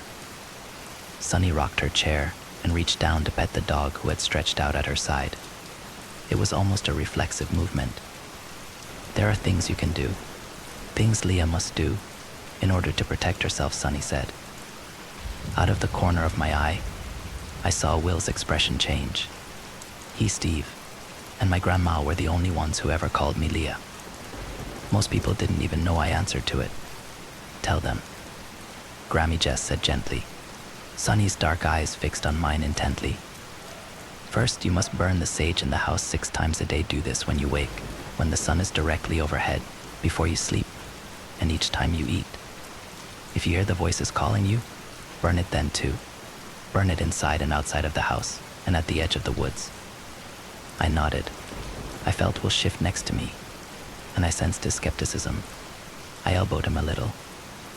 You do this for 5 days and 5 nights. Sometimes this is enough. If by the 6th day you have heard nothing strange, it has most likely gone. But if the voices do not leave you alone, I will have to come try to cleanse the land for you. I will bring Jess with me. Her mother will come too. And others from my tribe. We will drive it away for good, Sunny continued. Is that all? Will asked. For now, I think that is all. Jess, please bring the basket, Sunny said to her granddaughter. Jess rose from her seat and went inside again, reappearing with a large basket in her arms. She placed it in my lap. Looking inside, I could see it was full of bundles of white sage, just like my mama used to keep around. I prepared this for you. If you run out, you come back, and I will have more for you, Sunny explained. Thank you, Sunny, I said. Will stood up. I could tell this was getting to be a little much for him. We should get going, he said quietly. I didn't argue with him.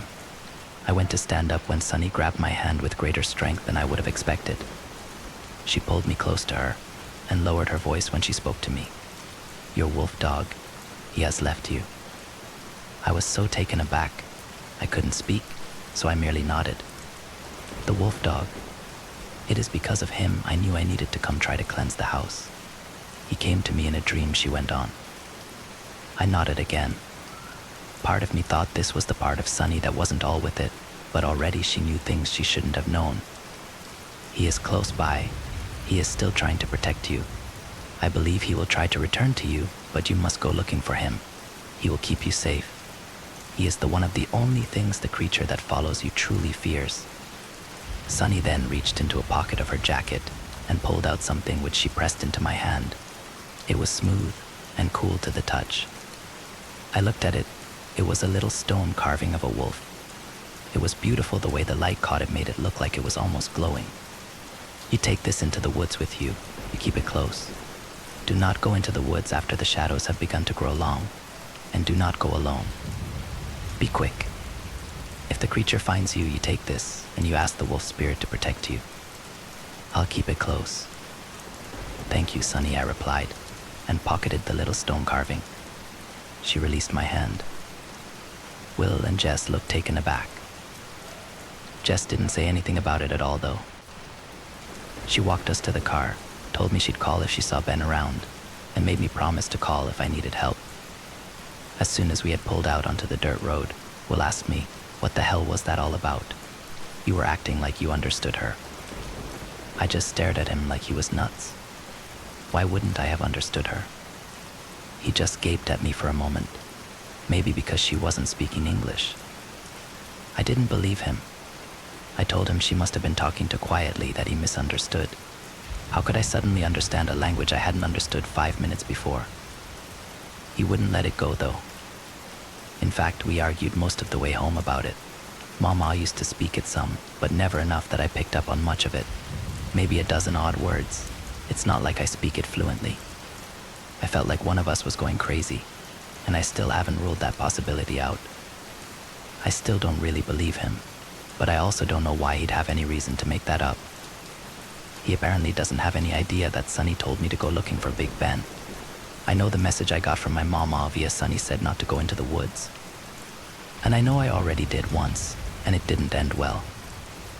But I have to consider it. Sunny is telling me Big Ben is my first line of defense against the apparent spirit after me, and I feel like I can't afford to lose that. Besides that, I feel like I'm missing a family member. I couldn't live with myself knowing I gave up on him so easily. And Sunny offered me a way to stay safe for one trip into the woods. So there's that.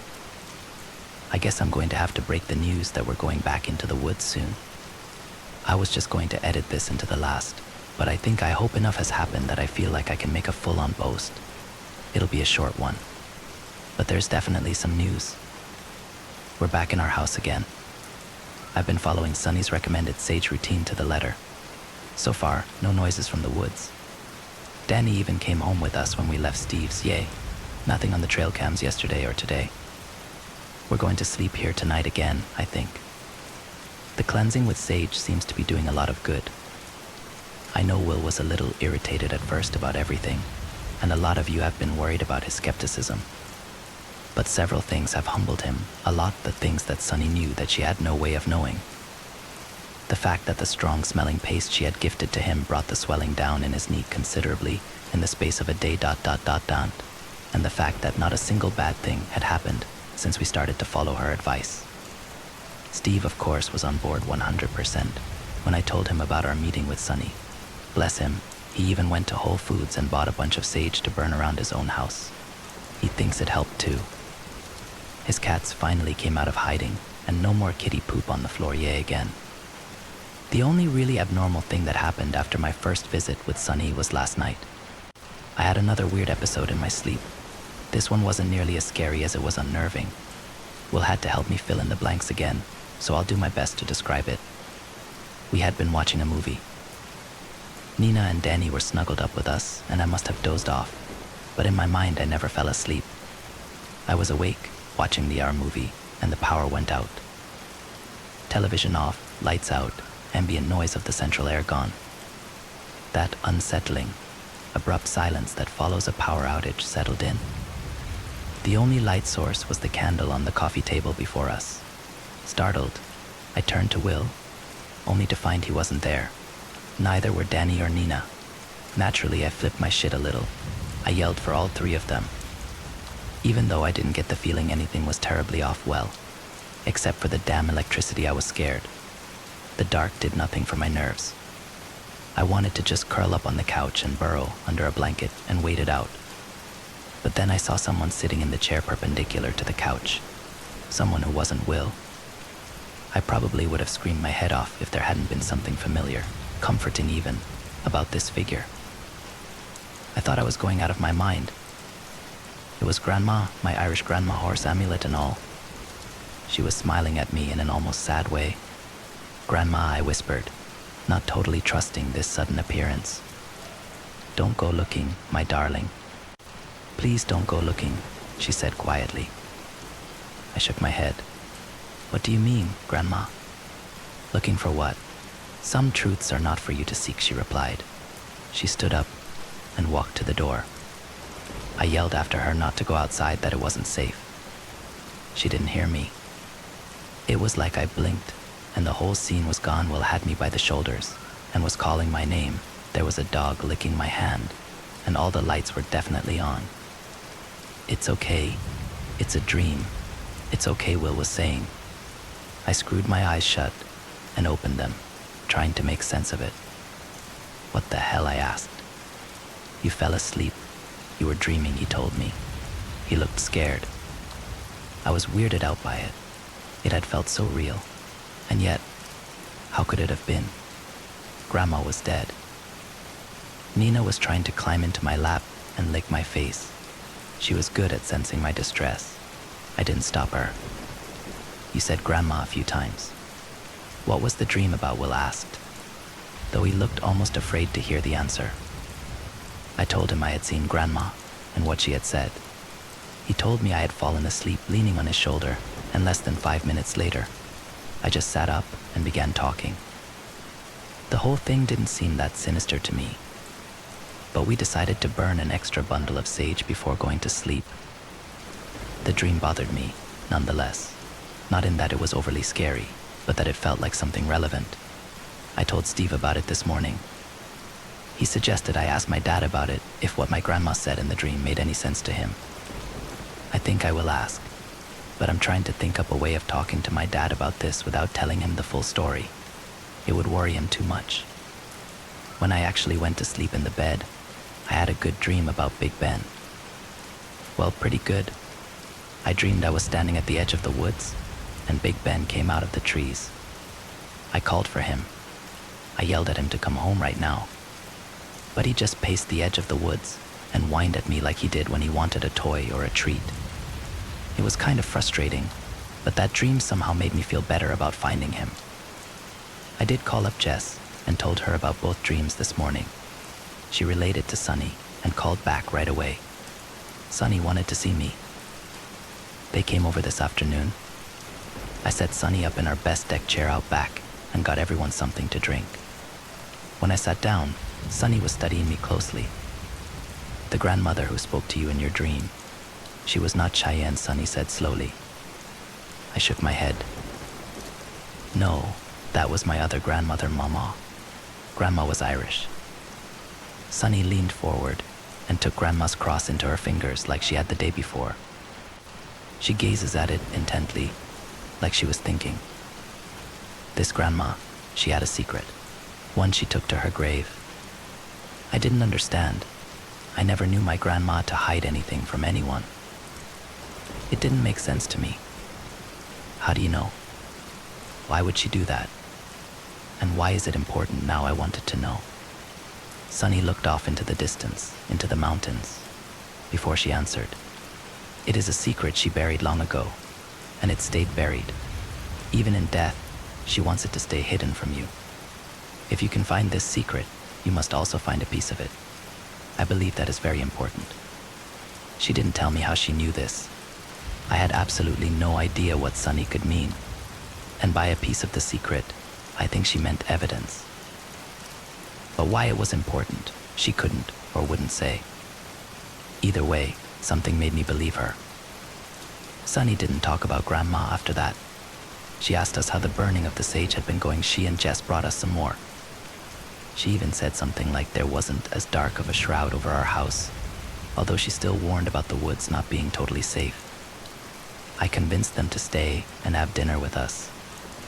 We didn't talk about strange things anymore. It was nice to take a break from the weirdness for a while. Sunny had a lot of fascinating and even funny stories. I wish I could share all of them right now. Suffice it to say, that woman has seen some things. They left just a while ago. As I was helping her to their car, Sunny leaned in and said something that sent chills up my spine. Your wolf dog will not come back if you do not find him within 3 days. I nodded but could not find the words to answer her. The way she said it was like a warning. She had been insistent on Big Ben being my ultimate defense against what was after me. She seemed genuinely worried that he was not back. After they had gone, I was trying to figure out how to broach the subject of re-entering the woods with Will. He broke the ice first, though, by bringing up my prior conversation with Sunny, the one where she had apparently spoken in a different language. I still hadn't told him all that was said, so I finally told him verbatim what we had talked about. He wasn't exactly happy, so we have to go back into those woods. He flexed his knee, the one that was hurt. It was almost completely back to normal. Yeah, we do, I answered. I pulled out the little stone wolf from my pocket and showed it to him. We'll take this, Sunny said. It'll protect us. We'll take Steve too, and the dogs. We have to go before afternoon. And we have to do it in 3 days, I explained. I expected an argument, but Will merely nodded as he turned the little stone over in his hands. Let's get it over with then. Let's go tomorrow. So I guess it's been decided. We're going back into the woods tomorrow morning. Yes, Big Ben is back, and safe. But I think we pissed the spirit off when we went into the woods to find Big Ben. Early this morning, Steve, Will, and I geared up, headed out to look for him. We brought Nina and both of Steve's dogs, Paxton and Dougie, along with us. And guess what? When Denny saw us all heading out as a pack, she decided to come too. I had my 2 dogs on leashes this time, to avoid having another one of them take off and go missing. Steve let Paxton lead, since he's the best at tracking. We took extra precaution this trip. We walked side by side, which isn't easy since some parts of the trail are really narrow, but there was no way we were letting anyone out of sight. I had the little stone wolf carving and secured in my pocket. I was carrying the basket of sage in one hand and Denny's leash in the other. We were even wearing camo, for what good that would do. Will said I looked like some messed up version of Little Red Riding Hood. In these woods, when you get a certain point in, the light changes. It was dimmer, and the sun filtering through the leaves above made everything look green. It makes it hard to get a feel for the time of day. But I was watching the time closely. It had been decided that we'd head home at 11 whether we had found Ben or not. We had decided against yelling for Ben, since yelling seemed to have triggered the spirit screaming at us on our last trip into the forest. We whistled for him instead, knowing if he was around, he'd answer. After maybe 40 minutes of walking, I found something promising. A large paw print on the trail, less than a day old. Then, 2 more. Paxton was very interested in the paw prints and spent several minutes sniffing them thoroughly. We altered course to follow the prints, basically going off the trail entirely. It made it hard to stay side by side. Steve volunteered to break a path just ahead of us while Will and I followed. Paxton seemed to be really picking up on something by then, and before long we were really just following him. Soon after walking off of the trail, and we were in forest so thick that it was like dusk. All sounds were muffled. Our footsteps were muted. It wasn't a bad thing, but it made me feel almost suffocated, claustrophobic. We got to a point that seemed impassable, thick trees and brush higher than our heads. But Paxton stopped. Has he lost the scent? I asked Steve, who was watching his dog sniff the air. I don't know, he replied quietly. I looked all around us. There were spots where a dog could have burrowed through if it wanted to badly enough.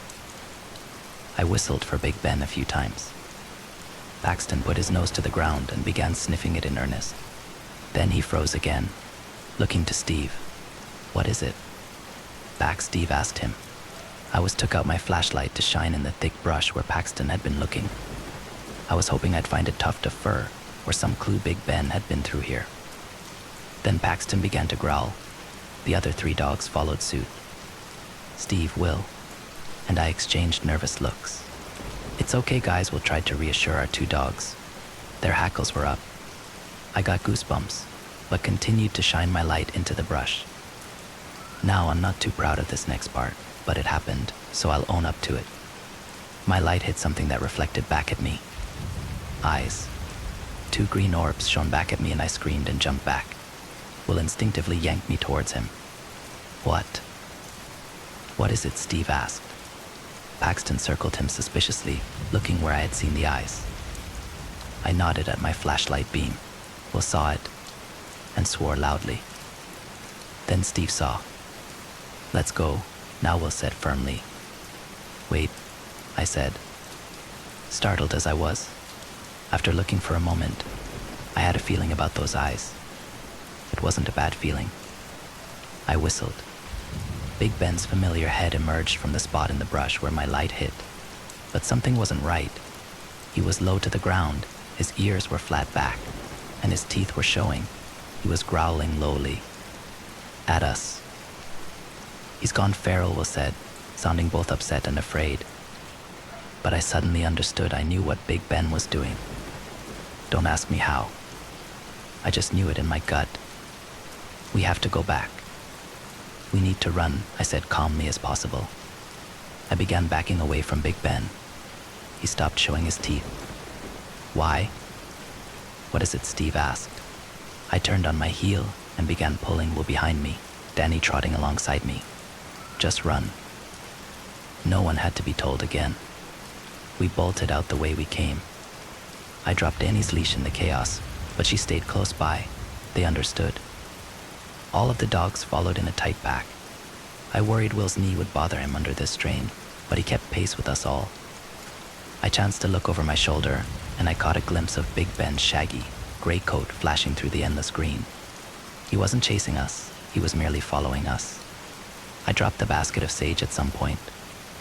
Then the screams came again. It was the same as before, crazed and inhuman. Steve was shouting something, but I couldn't hear above the commotion we were making by crashing through the trees. More screams. They were too close. It was like a panther's scream again, but somehow deeper, breathier, and much more horrible. They were sharp and loud, and felt like they would split my head in 2 if they got any closer. Then, leaves and sticks and twigs were raining down on us from the very tops of the trees. I only looked up long enough to see the top branches being disturbed by something tearing through them. I thought I saw something up there, something like a black object or shadow ripping through the trees, moving unnaturally fast. But I didn't look long, and I was sure my eyes must be playing tricks on me. Whatever it was keeping pace with us by traveling through the canopy above. I don't think I have ever been more thankful for being physically fit as in that moment. We were all able to keep running back the way we came. Double time now that this thing, this spirit, was bearing down upon us. I think at some point Will wasn't running so much as he was being dragged along by Nina, but at least he was keeping up. Steve veered off in a direction we hadn't come, and I understood immediately he was leading us to his house, which would cut off 15 minutes from our journey. Something in my pocket was hitting my side with each stride. I remembered the stone wolf. I slowed down just enough to get it out. I didn't know exactly what to do, so I just winged it. I held the carving to my hammering heart and asked in my head for the wolf spirit to protect us. Whatever I did, it worked. The effect was almost instantaneous. A cool wind came out of nowhere, and there was a terrible shriek, one which sounded both angry and frightened. It was also ear-splitting, and it felt like it was coming from directly inside my head. Then it stopped. Big Ben had caught up with us. He was running at my side, so close his fluffy coat brushed my legs with each stride. After what seemed like an eternity, the trees thinned out, and moments later we were in Steve's yard. He stopped and faced the woods, wide-eyed. "Is it gone?" he asked through trying to catch his breath. "I think so," I said as soon as I had enough breath to talk. "What the hell," was all Will could get out. "Let's get inside," Steve urged. And we did. He locked everything up and stood watch at the kitchen window for a while. Big Ben was jumping all over me now, and I turned my attention to him for a moment. He had thorns and sticks and leaves in his matted coat, but otherwise he looked unscathed. I almost cried for joy. He licked my face and jumped on me so hard he nearly toppled me over. We were all out of breath, sweaty, and scared all over again. The rest of the dogs seemed nervous. Their ears remained alert and their eyes focused on the door. One of the cats came skittering across the kitchen floor and hid under the table. Steve burned a stick of his sage around the house. I sat on the floor with Big Ben for a while, thinking hard while I petted him. Whatever was in the woods, we had angered it. I think I knew then that no amount of sage or heirloom crosses or big scary dogs would keep it at bay forever. I had to figure out our next move. And it took me some time, but I finally decided what that move should be. While Will picked the junk out of Big Ben's coat, I called my parents. I told them that I needed to go through Grandma's old stuff in their garage. I didn't tell them why I'm saving that to tell them in person. Then, I called Jess. I told her we would need Sunny to come perform her cleansing after all, but that it would have to wait a few days. Jess was very concerned for us, but agreed that they would meet us at our house Sunday. She said Sunny had been very agitated all day and kept trying to start down the road by herself. I had her let Sunny know we were safe. I gave Big Ben a bath boo and a big dinner. Hurry, we're all loading up and going to drive to my parents' home just outside of Telluride. Steve needs a break from all of this, and frankly I don't think he'd be safe here alone. We might go as early as tonight, but we will definitely be there by this time tomorrow. I think between the three of us, we might be able to solve this big mystery my grandma seems so keen on keeping from me. I feel like it's the most important thing right now. I think if I can figure that much out, I'll be able to figure out the rest, and we can all be at peace again. Just wanted to let you guys know we are on our way to my parents' house right now. As it got dark, none of us wanted to stick around. Also, I know I haven't been able to reply to everybody's comments, but I wanted to say thank you again to everyone who was wishing us luck, sending thoughts, prayers, and good vibes, both in general and for finding Big Ben. I really do believe all the positive vibes I receive on here help a lot. I gave him extra hugs and treats from you guys. In case you didn't see my on the last post, we're all at my parents' house. 3 extra people and 5 dogs are somehow fitting into a little 2-bedroom cabin. Steve left his cats at his vet clinic. They weren't at all pleased to be put in carriers and loaded into his truck. I had no idea how heavily this was weighing on us until we put some miles between us and our house. The dogs have been running around my parents' property like maniacs. They're so happy, so much like their old selves. We got here at around 2 this morning, late enough that we all went to sleep right away. There weren't any creepy sounds last night, so I don't think we were followed. Will and I told my parents the full story, finally. They're both worried. Neither of them have ever really experienced anything to this degree. My dad was of course brought up by a very superstitious woman, and my mom grew up learning about the Cheyenne culture. So the ideas aren't foreign to them. Just having it all happen to me has upset them a bit. My dad swore up and down that he didn't have a clue as to what big secret Grandma might have kept from me. He said he would tell me, given the seriousness of the situation, and I believe him. But anyway, we found something tonight. When my grandma passed away, my dad moved her personal effects to the garage. A lot of furniture got sold, but her armoire and dresser Grampy had built her, some lamps and rocking chair were kept. Plus, there's about 24 boxes of papers, pictures, books, and just things in general the family didn't want to see sold or donated. So we had our work cut out for us. Will and I started digging through the boxes when we woke up today. We decided poor Steve needed a break from all of this. I've been feeling bad about how he kind of got dragged into everything, and the poor guy hasn't complained once. My mom was practically force-feeding him upstairs while Will and I rifled through years of documents and photos. 3 hours of searching turned up nothing interesting, but a few photos I hadn't seen, and a mummified chocolate chip cookie WTF. Grandmama Mom finally made us come up for dinner and a break. I think everyone was hinting that we should stop for the night and spend some time relaxing and socializing, but I wasn't ready to stop just yet. I decided to take a different route and go through the things in the dresser and armoire. They were both in the guest bedroom. Will was trying to get some work done on his laptop, and the 3 dogs were trying to find good spots to sleep while I searched. The dresser was mainly full of old clothes. The armoire was a little more promising. There's 4 big drawers, and all of them were pretty much full of photos, books, and papers. But by the time I had gone through the bottom drawer, I hadn't found anything worth investigating. I threw everything back into the last drawer, a little harder than I normally would have, because I was getting pretty discouraged by then. "Did you hear that?" Will said suddenly. I stared at him in confusion for a moment. For a second, I was afraid he had heard something outside. I looked at Big Ben, who was resting peacefully. "Hear what?" "That drawer.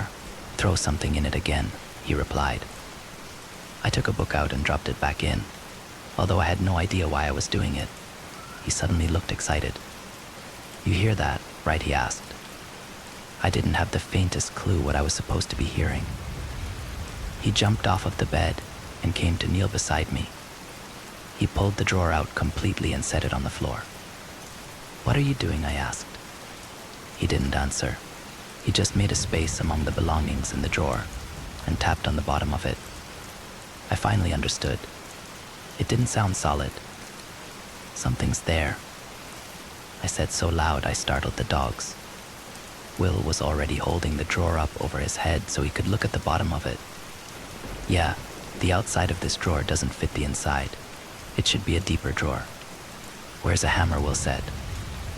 "If we tear this thing up, my dad will kill us," I reminded him. "We don't need to tear it up. I just need to pry off the bottom," Will promised. So I, very sneakily I'll admit, went and got a hammer from my dad's toolbox. He and my mom had gone on a walk, and Steve was already snoozing on the couch. I didn't wake him. Will had emptied the contents of the drawer onto the bed and was already trying to take it apart with his bare hands when I brought him the hammer. He was careful using it to pry off the false bottom. It took some time.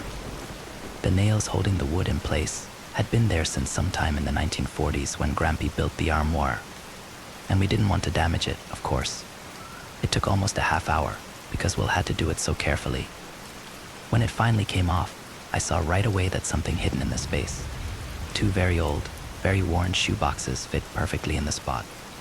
Will and I each took one and went to sit on the bed to open them. None of the weird things that have happened to me lately could prepare me for what we found. The first box had pictures, lots of them. I recognized my grandma and Grampy in them right away, even though they were much younger than I had ever known them. The first one was Grandma in her rocking chair, holding what seemed to be a bundle of blankets.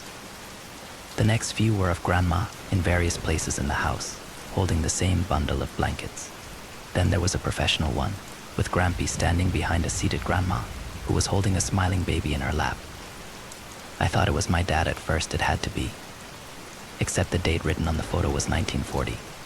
My dad was born in 1956. I showed Will, and we kept going through the stack of pictures together. They all had the unknown baby in them.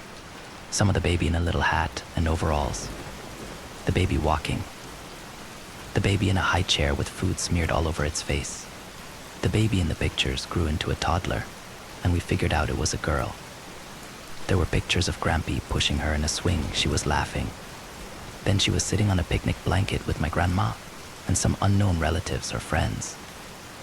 Then playing with kittens in a laundry basket. The toddler became a little girl.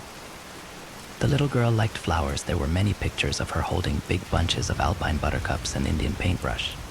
Then she was posing by the door in a school uniform. There were a few that looked like they came from a summer vacation, a lake somewhere. Grandma sat with her on the shore, and another picture showed Grampy digging in the sand with her. Then the little girl was a teenager.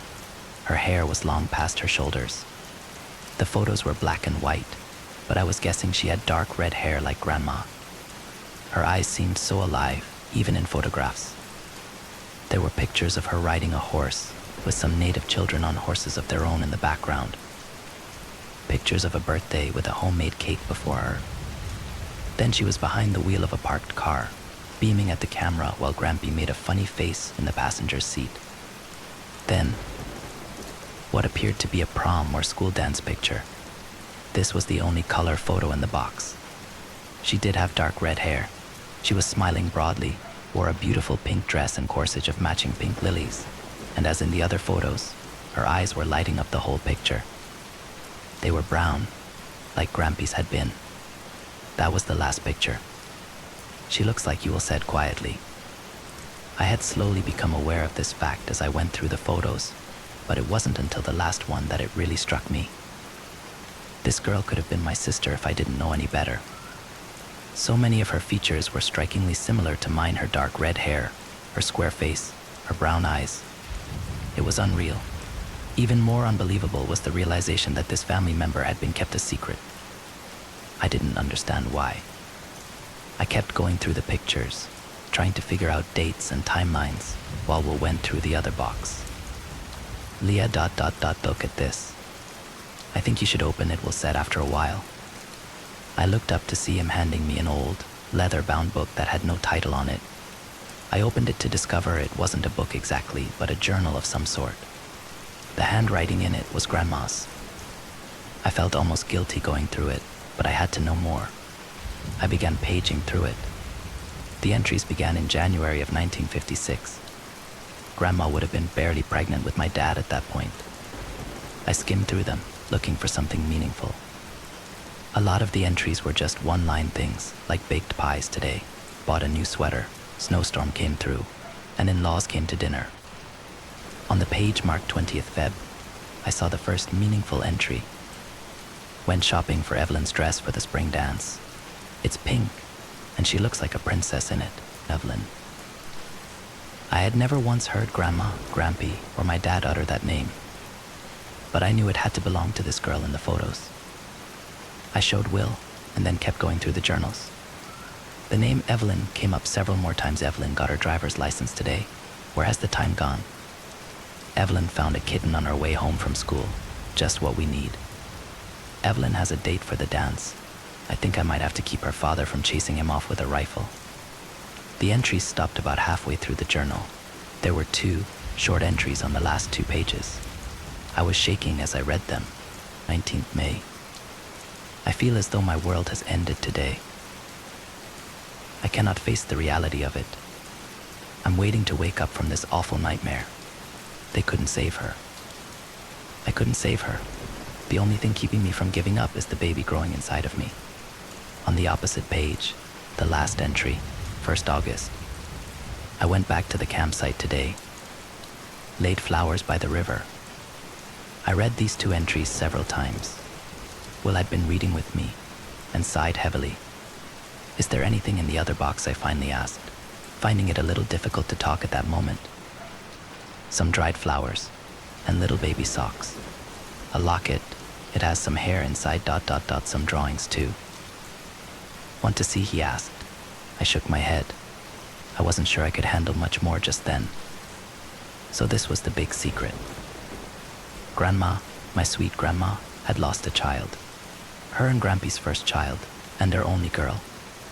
She and Grampy had carried that with them to their graves, a memory too painful to share with anyone, even too painful to share with their son. Because I knew in my heart that my dad couldn't have known he had a sister. If you knew my dad, you'd understand that just wasn't a secret he'd keep from his family. There was nothing else in the boxes explaining what happened to my aunt. No obituary, no newspaper articles, no journal entries. I've decided not to show my dad yet. I cannot begin to fathom what kind of a shock it would be for him to find out after all these years that he had a big sister who had somehow died before he was even born. I almost want to show this to my mom first and have her help me decide if and how I should tell him. I'm absolutely blown away by this. Now I understand who it is I remind the spirit of. That's about all I understand, though. This raises as many questions as it answers. I'll have a lot to tell Jess and Sunny when I get home. Sunny is bringing some of her relatives to bless our land on Sunday evening. I really hope it works. So today was kind of rough. I don't have enough for a full for you guys, but I do want to fill you in on what's going on. I showed my mom and dad the boxes. My dad was honestly very hurt and saddened by it. I think he's pretty much in shock. We talked about it a little, and then we all went out to dinner to get our minds off of it. When we got home, my dad and I talked a little more. He says he really had no idea, but there are some things that my grandparents did said that now make some more sense to him, knowing this big secret. The subject of Mama came up, and I found out that the horse amulet that my other grandma used to wear came from Mama. My mom and dad had always assumed that I knew it had been a gift from Mama to Grandma, but I thought it was some Irish Celtic heirloom up until now. I don't know exactly what it is that makes me think this, but I wonder if Mama knew about Evelyn. I wonder if she at some point guessed, and Grandma couldn't deny it. I wish they were both here, now more than ever. There's one more thing my dad mentioned. When Grandma passed away, he found a little gold charm bracelet in her belongings that he had never seen her wear. He said it was odd to him that she had it, because it wasn't really her style. He figured it had been a gift that she just never took out of her jewelry box. He actually gave that bracelet to me, so I know exactly what he was talking about. It's sitting in my jewelry box at home. Now, we both think it could have belonged to Evelyn. I'm sure there will be more to tomorrow, after Sunny brings her friends and family to cleanse our land. In the meantime, I will reply to as many of you as possible. Thank you guys again for your lovely support and good vibes.